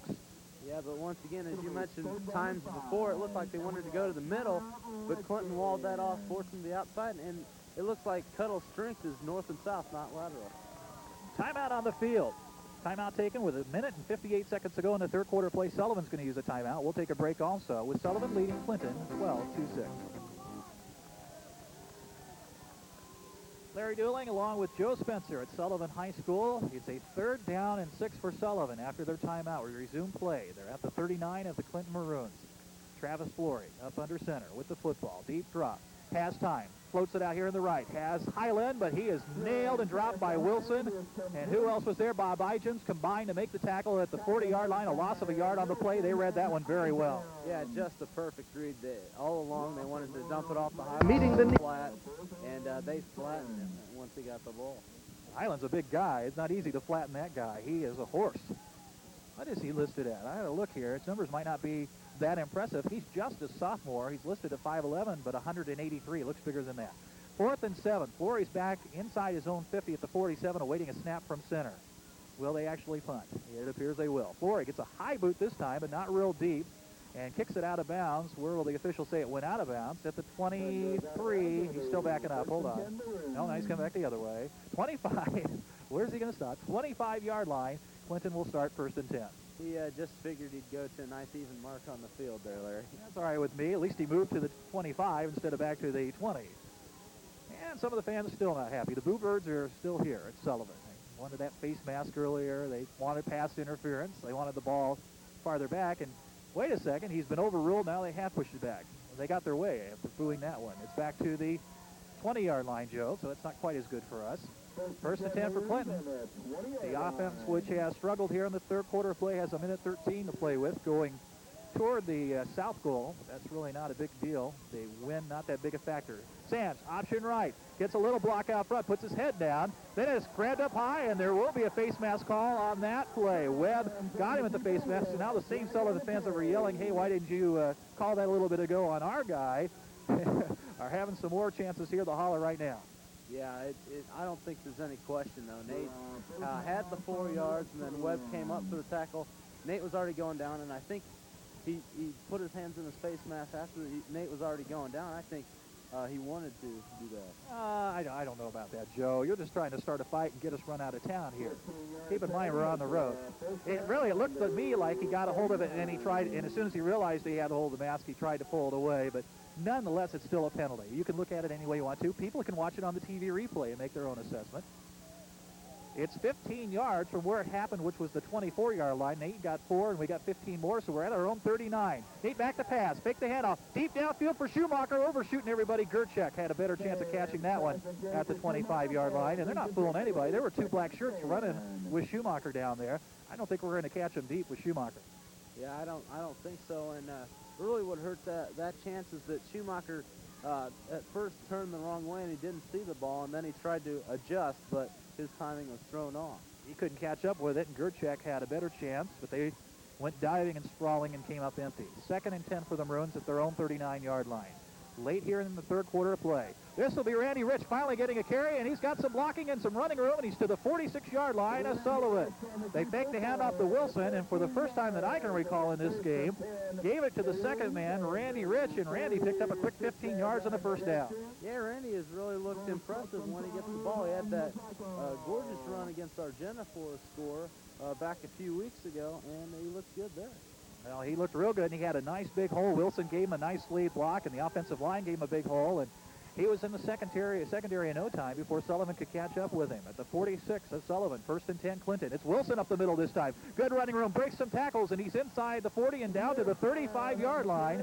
And 30 seconds remaining in the third period of play. Some of the Clinton crowd on the far side finally starting to get in the spirit of things, seeing their team move the football on a couple of plays all the way to the 35 of Sullivan and another first down. And I think that was an excellent play call by the coaching staff. Randy Rich had just peeled off a big gain.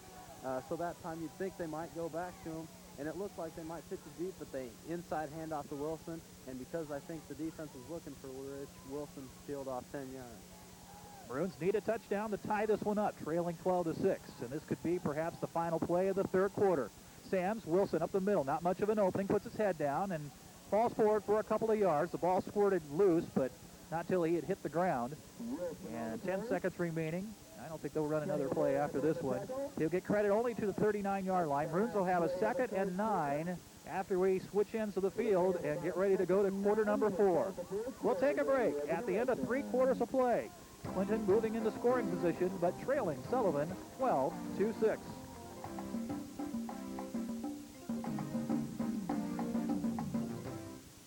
Mark 'em down and move 'em out. That's the battle cry at Walker Tire and Exhaust. There is no need to worry about your vehicle making it through the fall and winter months when you can drive right into Walker Tire and Exhaust and drive home with a new set of Goodyear all-season radials.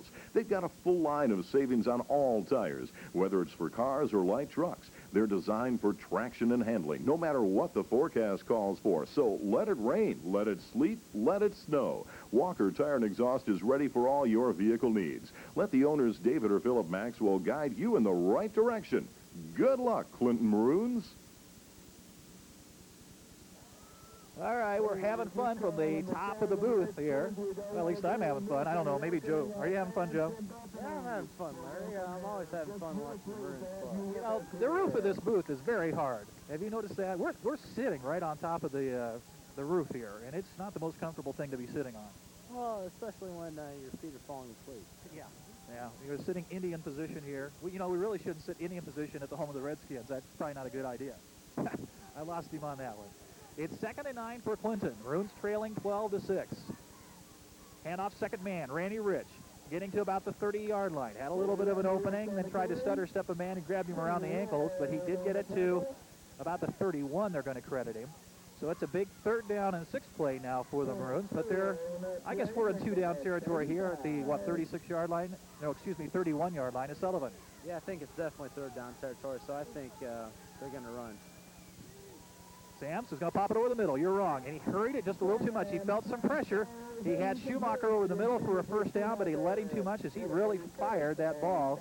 Maybe just a little less on it would have given Shu a chance to catch it. So now it's 4th down and 6. Yeah, well, maybe, but he had to get that ball off as there was heavy pressure. Yeah, you're absolutely right. Shu was there, though. The play was open.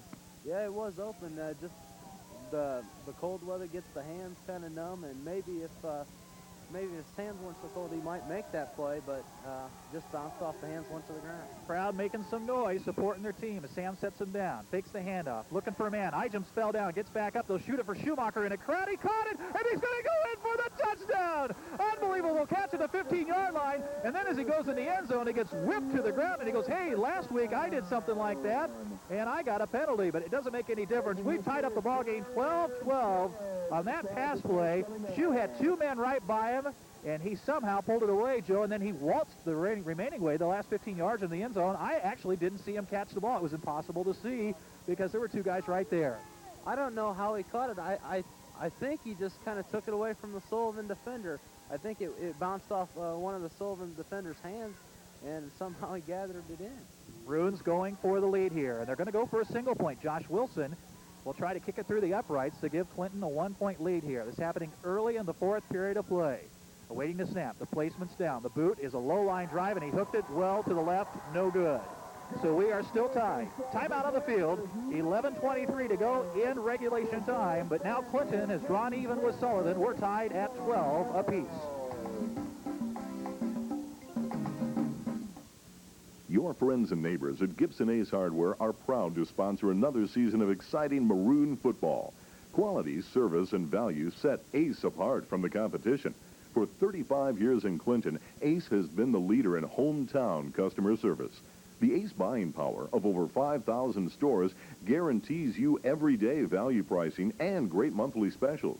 We thank you all for your continued support as we root on the Clinton Maroons to another great season. Cerulean is proud to sponsor the 1995 Clinton Maroon football team. Cerulean is ready to serve you with any of your ready-mix needs. Contact us at 935-6969. Best of luck, Maroons. Can't believe what I was just told during the commercial break. One of the most remarkable catches I've seen, and I've seen quite a few from Ryan Schumacher, and the cameraman didn't pan quick enough to get it, huh?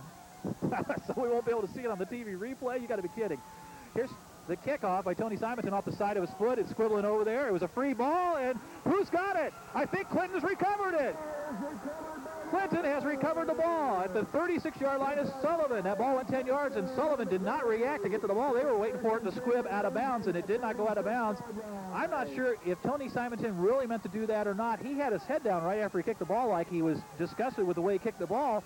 If he didn't mean to, don't worry about it, Tony. It worked great. Clinton's got the ball at the 36. I really don't think he did, Larry, and I was just going to say the Maroons can go get that ball, and even though they ended up getting it, it also almost turned out to where it hit a Sullivan player, too.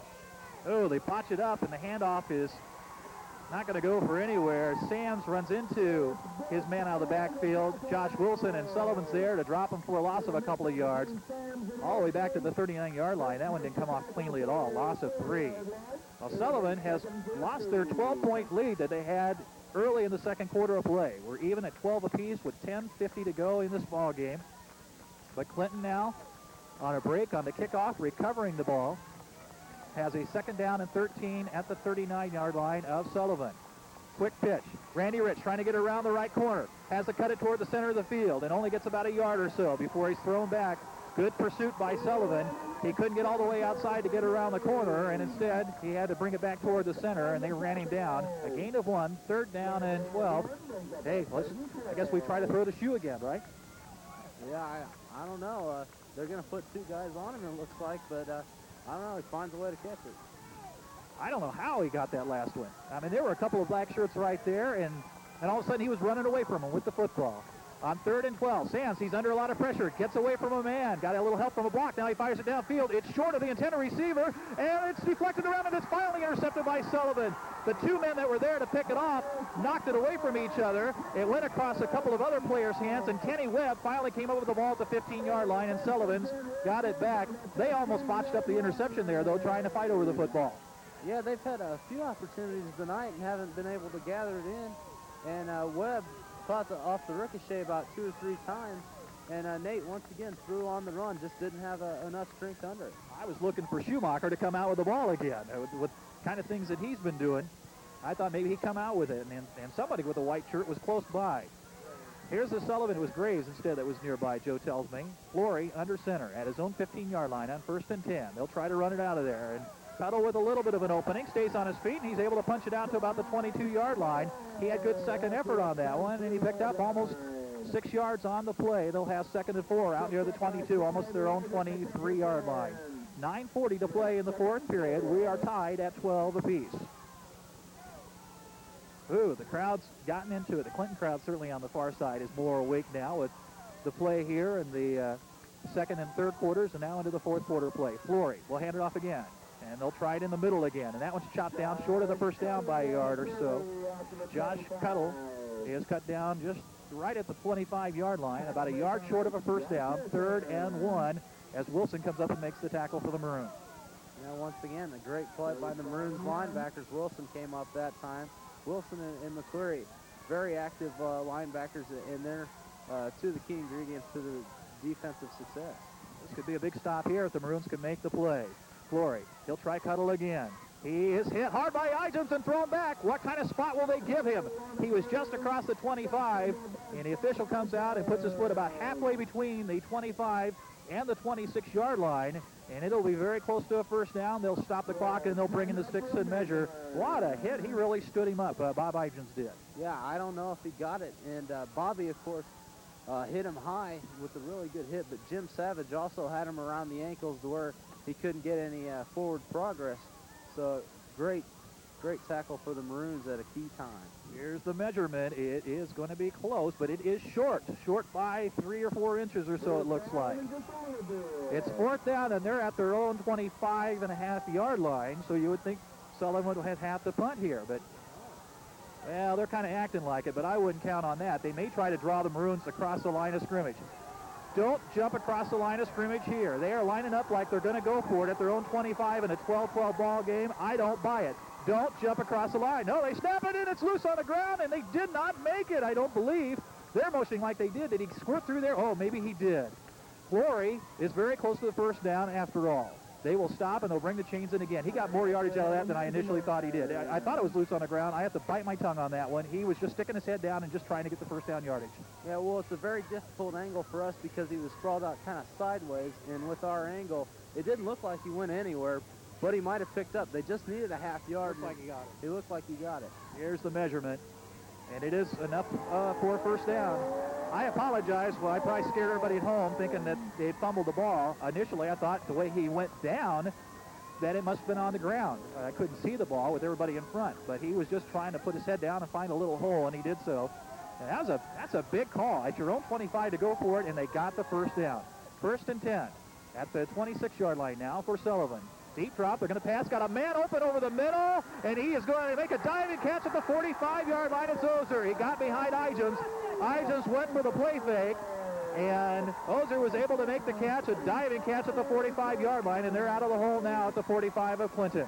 Yeah, big play by Ozier. It looked like there's a little confusion in the defensive secondary, but to me, Larry, I don't know what, if you saw it, I thought he dropped it.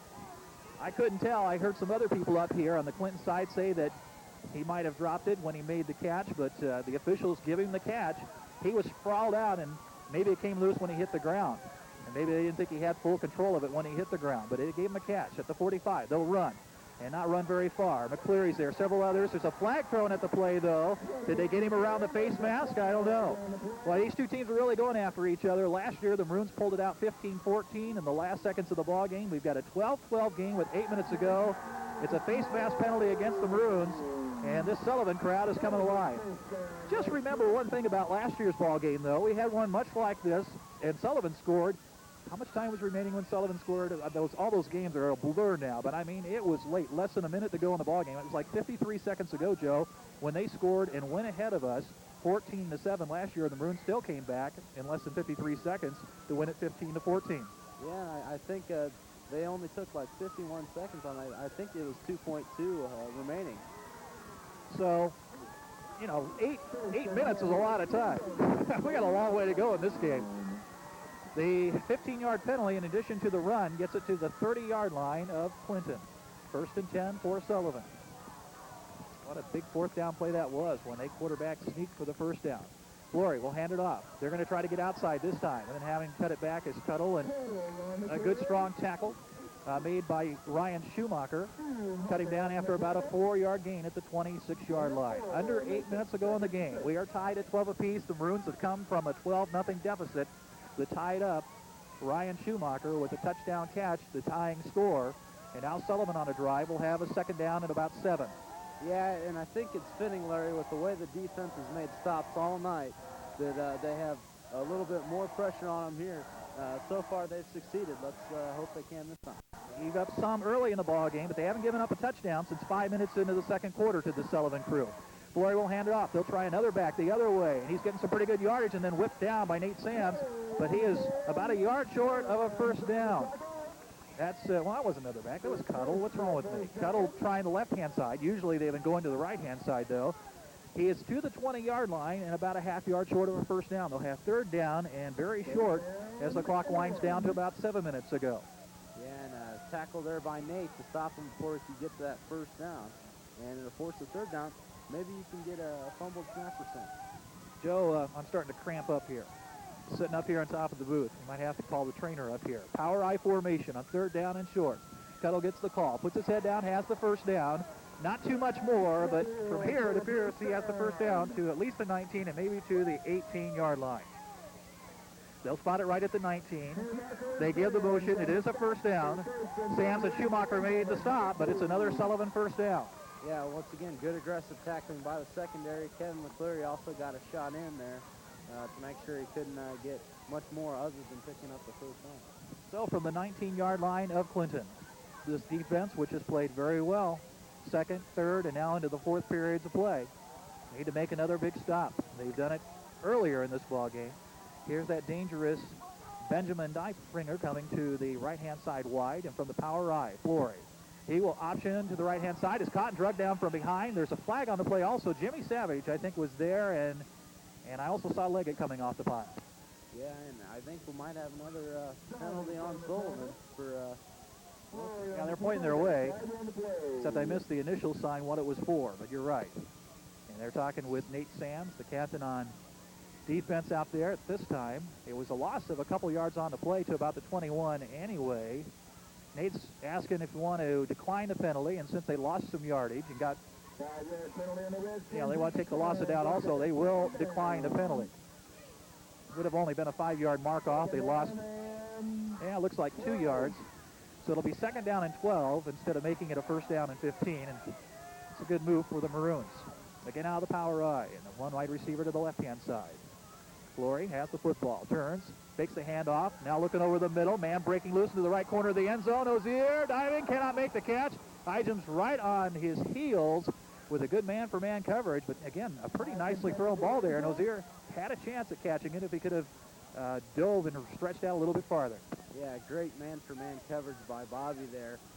Flory almost had to throw a perfect pass to get it to Ozier, and he did, just a little bit long.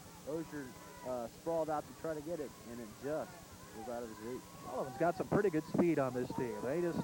They've got some receivers that can move and run their patterns very well. It's a 3rd down and 12 now for Sullivan at the 22 of Clinton. Again, they'll fake the handoff. There's a flag on the play. Pop over the middle, got a man open there. He makes the catch in the end zone. But wait, what's the flag? What's the flag on the play? Is it going to come back, Joe? I think it's coming back. I think it's one of their procedure penalties. Nicely thrown ball by Flory over the middle. They go down to the end zone. They celebrate, but it's not going to count as Benjamin Dieplinger made the diving catch over the middle in the end zone. What a nicely run route. I mean, that was a beautifully thrown ball and a beautiful catch. Yeah, it was a perfect route, post right to the middle of the field. Great throw by Flory, but don't count. The penalty will bring it back and tack on additional yardage, and Sullivan still is tied with the Maroons in this ball game, 12-12. We're at the halfway point of the 4th period of play. 6:01 to go in quarter number 4. The yardage puts it back on the penalty to the 26-yard line, about the 26.5 to be exact, but we'll call it the 26. And it's 3rd down, and now it's 3rd down at about 17 or 18 yards to go for a 1st down. The secondary's got to do the job again.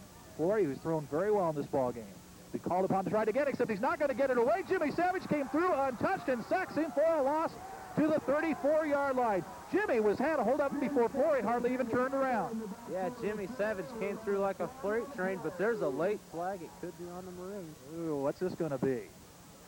Now, our cameraman is signaling a clip, but no, they're motioning against the Maroons. Oh, I didn't see what the initial sign was. All I saw, it was a point against the Maroons. I wasn't looking at the official quick enough. Well, he gave the signal for like a clip, but how can you clip on defense? I don't know, and I'm sure the coaches will want an explanation of this. Well, before the penalty, now here's the clip sign. Again, they show a clip against the Maroons. I don't quite understand how you can clip when you're on defense. Everybody is confused by this. The coach is up here on top of the box. This is going to be a 15-yard penalty instead of a loss. This is just absolutely crazy. And Chuck Nagel's out in the field wanting an explanation from the officials. I don't understand it. Joe doesn't understand it. You're not blocking, so how can you clip? I mean, a clip is a block from behind, and on defense you don't block. Well, this, instead of being a loss back to about the 40-yard line and a 4th down and a long, long way to go, is a 3rd down. They got 3rd down up there. 3rd down and about 11. The drive's still alive for Sullivan at the 20-yard line. I just need somebody to explain. He's going to roll out right. He's going to run with the football. 15-yard line, Flory's knocked out of bounds. Now, what down is it? It was 3rd down. They still have a 4th down play coming up. And will they try a field goal? They run some new players into the ball game. The line of scrimmage is the 15. It would be a 32-yard field goal attempt if they're going to attempt one here from the right hash mark. Well, the defense did the job again, Joe, and I'm going to give Jimmy credit for that sack on that play. Yeah, that's a huge play, and it's just bad. They got to find a call for that. There is no clipping, and maybe there was an infraction, but it definitely couldn't be a clip. Benjamin Dieplinger is going to try a 32-yarder. Remember, Nate Sands blocked his extra point early in this ball game. 5:46 to go. Placement's down. Kick is on the way. It's got plenty of yardage, but it is wide to the right, no good. It curved and went wide to the right, no good. So we are still tied 12-12. Woo! 5 minutes and 41 seconds to go, Joe, and the Maroons will take over even after that penalty. Yeah, well, you know, maybe I'm biased, but I think justice was served there. I think the penalty got them in the range, and that they missed it, I think that nullified the bad call. Well, let me tell you something. You are biased. Okay, well, I am biased. But so am I. And that's okay. We can be biased. We are at the 20-yard line. Clinton at their own 20 with a 1st and 10 with 5 minutes and 41 seconds to go in the 4th period of play. All tied up 12-12. And I don't want to sit on top of this booth through overtime. So let's go. Let's go down and score. Pass over the middle, deflected. Good defensive play by Webb. Intended for Schumacher. And about 7 yards downfield in front of Schumacher. Webb got a hand on it the last second and sent it off its target, and it drops incomplete. 2nd down and 10. Yeah, and Webb has been a guy flying around the field all night, Larry. He's called his number a few times. He certainly has here in this 4th period of play. He got an interception a bit earlier down at the other end. I think the ball came loose on the ground, but it's picked up by Nate Sands, and Nate running hard, takes a solid hit, but got about 6 yards out of the play. Looked like a broken play, and maybe the ball was on the turf, and he reached down and picked it back up and just ran with it, and he got 6 or 7 yards out of the play, so he made the most of it. 3rd down and 3 or 4 to go for a 1st down. Well, I think if you're a Maroons fan, you just about hope for a broken play because that's when Nate seems to be at his best. They have contained him pretty well in this ball game, Nate Sands. He's under center on 3rd and 4. We'll try the handoff, and Randy Rich is not going to get the 1st down. He's a couple yards short of it at about the 28-yard line. So now the Maroons have a 4th down, and Sullivan's expecting the Maroons to punt the football. Under 5 minutes to go in this 4th period of play. And it's 2 yards short of a 1st down, all right. 4th down and 2 for Clinton. Nate Sands is going to drop back and punt. And Nate hasn't exactly been nailing him for a lot of yardage here. So Sullivan's expecting to get the ball around midfield as they drop too deep. And the most dangerous of the two is Josh Cuttle. Sands will get the boot away, kicks it away from Cuttle. It's Ozier. It bounces in front of him. He fields it on a bounce, takes it to the sideline. Is missed by one man. Is on his feet and goes out of bounds somewhere between the 40 and 45. 1st and 10 for Sullivan, and I think they're going to give him about the 36-yard line. Good play. Lucas Ward's the one that shoved him out of bounds, and Ozier once again had one of those opportunities to pick it off the one hop. Defense called upon again here with 4:22 to go in the ball game. 12-12 tie, Sullivan and Clinton. Sullivan got out to a 12-0 lead. Clinton has come back. Their offense has struggled, but they somehow got the 12 points on the board. Their defense keeps trying to keep them in the ball game. Of course, we're talking about a lot of the same guys both ways. Cuttle looking for a hole, right-hand side, tries the middle, got a couple of yards. He's surrounded. Boy, these two teams going after each other so hard. He got it to about the 32 before he's brought down. A gain of about 4 yards on the play, a little bit more than it looked like. He didn't go flying into that pile with any authority, but still got about 4. 2nd down and 6 with 4 minutes to play. And that type of play kind of illustrates one thing I think the coaches have done a good job of teaching. When there's a pile, just have guys join in on the tackle. I mean, it stops the forward progress of the offensive play. Cuttle will get it again. He stumbles and falls and goes down at the 31-yard line. I think he tripped over his own feet that time, but the Maroons were there to stop him. Wes Graves made the tackle, and Ozer's slow getting up again. He was blocking out on front on that play. They give him forward progress almost to the 30. 3rd down and 4 with 3.5 minutes to go. They're at the 30 of Clinton. Yeah, but when you carried the ball 29, 30 times like Cuttle, I think it gives you an excuse for kind of clumsy, tired feet. He does look like he's getting tired. He has carried a lot in this ball game. From the power I, watch out for the roll left. Nope, they'll pitch. Cuttle will try the right-hand side. He has the 1st down. He goes to the 24-yard line before he's brought down on the play. And it is a 1st down for Sullivan. They keep their drive alive to the 24 of Clinton. 3:12 on the clock for regulation time. A 12-12 tie. Any old score here by Sullivan could give them the lead, but not necessarily the ball game. We will never forget what happened last year. Yep, the Cardiac Kids. Well, they haven't had to do that this year yet. They haven't pulled one out in the last minute. But tonight might be the night. We'll have to see. 3 minutes to play. Flory. Again, we'll try Cuttle. What a workhorse. He goes down hard, knocked down by Wilson. But he got forward progress to about the 20-yard line. He almost squirted through there for more than that before Wilson slapped him to the ground. A gain of about 3. And 2nd down and 7 for Sullivan. Obviously, they're trying to run time off the clock, too, while they move in for a possible score. Yeah, what a solid play by Wilson. Cuttle had got by him, but Wilson just pushed him to the ground. It was a great play. Shows his strength. They have made some hard hits on Cuttle. He keeps bouncing back, but boy, sometimes we've really stood him up and fought him to the ground. Now pitch to him again. He's going to try the right-hand side. Has some blocking out front. and goes down at about the 17-yard line. They'll keep the clock running. They said he went down before he went out of bounds. 2:20, 2:19 to go. Third and about 3 coming up for Sullivan. They've got to get it to the 14-yard line for a first down, and they're at the 17. Maroons defense strung that option out, or that run out well, and Schumacher and Idgens came up and made a good test. They tried a field goal a little bit earlier, and it looked like Deiplinger had enough distance to get it. Now this would be even closer if they don't get the first down here and decide to try it again. But he pulled that one with his left foot to the right-hand side and missed it. Flory will again try Cuddle. He'll try the left-hand side, but the Maroons are there. Nate Sands made the tackle, and he gets help, and they put him down a yard short of the first down right at the 15-yard line. So will Deiplinger be called upon again to try another field goal? Sullivan's going to take a timeout and talk it over. We'll take timeout also. 1:36 to go in regulation time, and we are tied at 12 apiece. Timeout, Hurricanes.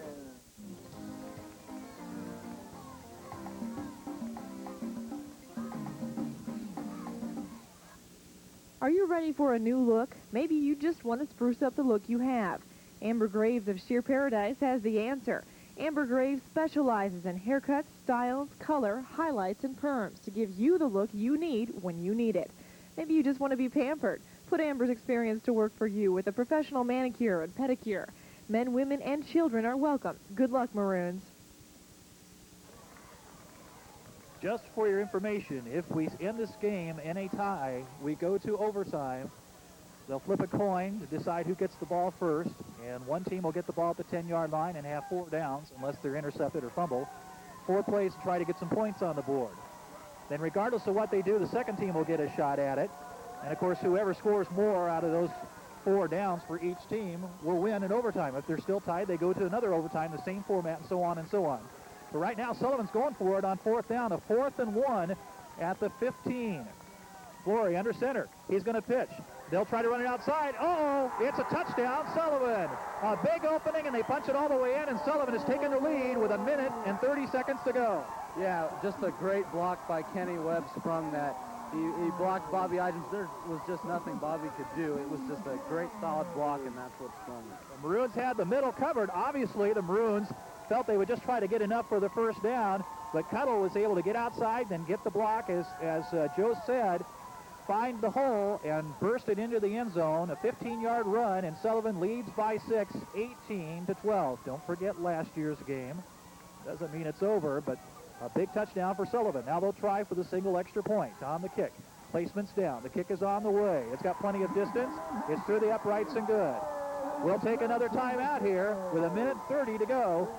Sullivan has regained the lead. They lead Clinton 19-12, but can the Cardiac Kids of last year return to Sullivan and haunt this field again this year? We'll see when we come back in a moment. As they lead 19-12 with 1.5 minutes to go. High end over and kick. Schumacher from the 10. Schumacher 15. Trying to go outside, trying to get around the corner, cuts inside a man, 20, 25, caught from behind and goes down at the 29-yard line. The Maroons will start there, 1st and 10, with 1:20 remaining. Last year, the Maroons had less time than this. In 3 plays, went down the field and scored a 2-point conversion and pulled out a miracle win, 15-14. And now they've got to do it again this year, Joe. And Joe's feeling good. He thinks they can do it. I think it's going to happen, Murray. I feel it. You know the odds are against it. Lightning doesn't strike twice, or does it? We'll see. It strikes twice, but not necessarily in the same spot at Sullivan High School. Will it? Nate Sands has him lined up, 1st and 10 at his own 29-yard line. Idgens goes in motion. Sands back to pass. Under pressure. Short pass, screen pass, Wilson. 30-yard line. 35, puts his head down, 37-yard line, about 3 yards short of a first down, and that keeps the clock running. It's at 1:05, 1:04. Maroons hustle out to the center of the field. Sullivan, of course, not quite in as big a hurry to line up. Under a minute to go in the ball game. Clinton trailing by 7. Sands is under center, has the football, drops back, has time. There's a flag on the play, though. It might be a hold. He's got Schumacher down the field, but overshoots him incomplete at the 30 of Sullivan. And there is a flag on the play, thrown in the vicinity of where the blocking was, Joe. It could be a hold against the Maroons with 48 seconds left. Yeah, I think it is. I think I saw. No, it's on Sullivan. All right. No, wait. Now he pointed back toward Clinton. What is the call here? Now, okay. Motion penalty against the Maroons. So, all right. Well, I tell you, they've been a little misleading at times. It'll be a 5-yard penalty if they elect to take the penalty. The Maroons had a 2nd down and 2, but that's not really the big thing. It's the time and how far the Maroons have to go because they've got to get a touchdown, trailing by 7. Yeah, what on the call, the motion call, it first points towards Sullivan. That's what's good. They'll take the 5-yard penalty, 2nd and 7. The ball is at the Maroon 31-yard line. So we're 69 yards away from pay dirt with 48.6 seconds left. That's about how much time we had last year. Sams, short pop, hook and ladder to Rich. Dodge a tackler. He's at the 40, but caught and drugged down from behind at the 43. The pass to Schumacher, then he pitched it off the Rich. They had it read pretty well, still got yardage for a 1st down, and the tackle made in bounds, but they stopped the clock momentarily to move the sticks up 40 seconds ago. Yeah, that's a great play by Randy to get the 1st down to make sure the clock does stop. 40.2 seconds left, 40.2, 19-12. Sullivan the 6-point lead, and Clinton's at their own 44. Now the clock is running. Sands dropping back, gets a block, has time, looking to fire it downfield for Ijams, and it's tipped away. Nice defensive play by Sullivan's Gerchek. Adam Gerchek was there, reached up with his right hand high in the air, knocked it down so Ijams couldn't make the catch. Yeah, it was tipped up in the air. Bobby looked like he had a shot, but once again, high degree of difficulty with him falling away from the ball. 31.6 seconds remaining on the clock. It'll be 2nd down for the Maroons at their own 44-yard line. This one going right down to the wire. Sullivan's looking to go 4-1 on the year with this young football team. Clinton would drop to 2-3 with the score the way it is right now. Sam's under pressure, trying to get away. He's going to be sacked and dropped all the way back to the 34-yard line. Our old buddy Kenny Webb got in on the sack as he pursued Nate from behind. Bruins use a timeout. Now there's only 22 seconds left. Back to the 33-yard line. The Maroons a big 11-yard loss or so, somewhere in that vicinity. It's not that important. But the Maroons a long way away with now only 22 seconds remaining, trailing by 7, 19-12. And Clinton had to use a timeout to stop the clock, so they'll discuss things out there. Well, this has really been Sullivan's game almost throughout. But the Maroons with a couple of big plays, a couple of big catches by Schumacher. One set up a touchdown. It was a touchdown run by Nate Sams, and then a catch by Schumacher in the second half where he was able to take it away and run it into the end zone. Kept the Maroons in at 12-12, but the field position was in Sullivan's favor so much of the time, and they finally cashed in here late in the 4th quarter. Yeah, I think you're right, Larry. I think for most of the game, Sullivan had been in control, definitely in the first part, and then I think Clinton took over the middle, and now it's shifting back towards Sullivan. Yeah, only 22 seconds, and the Sullivan crowd cheering on their team, trying to pull out this victory over the Clinton Maroons. It's a 3rd down and long. Sams under pressure, almost tripped, running for his life. He can't throw the football. He's just going to try to run out of bounds. He's all the way back to the 26-yard line, stops the clock with 14.2 seconds left. It's going to be 4th down and about 20-some yards to go for a 1st down. The 1st down marker is at the 46 of Sullivan. Nate's just not getting time to throw the football now. They're just pouring in on him. Yeah, he had two guys rushing him, put him under heavy pressure. And Nate did the smart thing. He ran out of bounds. It might not be the flashy thing to do, but why put the ball up for grabs when obviously it's not a high chance of being caught? 2 wideouts to the right-hand side. Could be the final chance for the Maroons. A 4th down play. Sam straight back, firing over the middle. Schumacher is hit before. Oh, no! He was hit before the ball got there, I thought, and he wasn't able to hang on to it. He almost made the catch, but you know what, Joe? It doesn't make any difference. He would have been short of the 1st down if he had gotten the catch. I was just hoping for a flag to keep the drive alive, but Sullivan is held, and they'll take over here with 7.8 seconds remaining. Yeah, and what a big win it will be for Sullivan. It would be. It's a big win for their program. They suffered such horrible defeats last year in a 6-3 season, a last-second loss to Watseka, the last-second loss to our Maroons, I think a 1-point loss to St. Teresa last year, and they obviously have regrouped and come back strong this year. They lost their opener to Shelbyville, disappointing, 6-3, and Shelbyville's not all that strong this year. At least they're not winning that many ball games, but they have rebounded, and they are winning. They are 3-0 in conference play. If they run out the last 7.8 seconds, they'll be 3-0 in conference play, 4-1 overall, and they look like they could be a playoff-bound team if they can keep it going. They still, however, have to play St. Teresa, but they've got some other games that they can win. Flory downs the ball after doing a check to make sure everybody's out there. He celebrates the victory, and rightly so. He and his teammates played a good ball game to defeat our Clinton Maroons. 19-12, the final score. We'll come back and recap it for you in just a moment.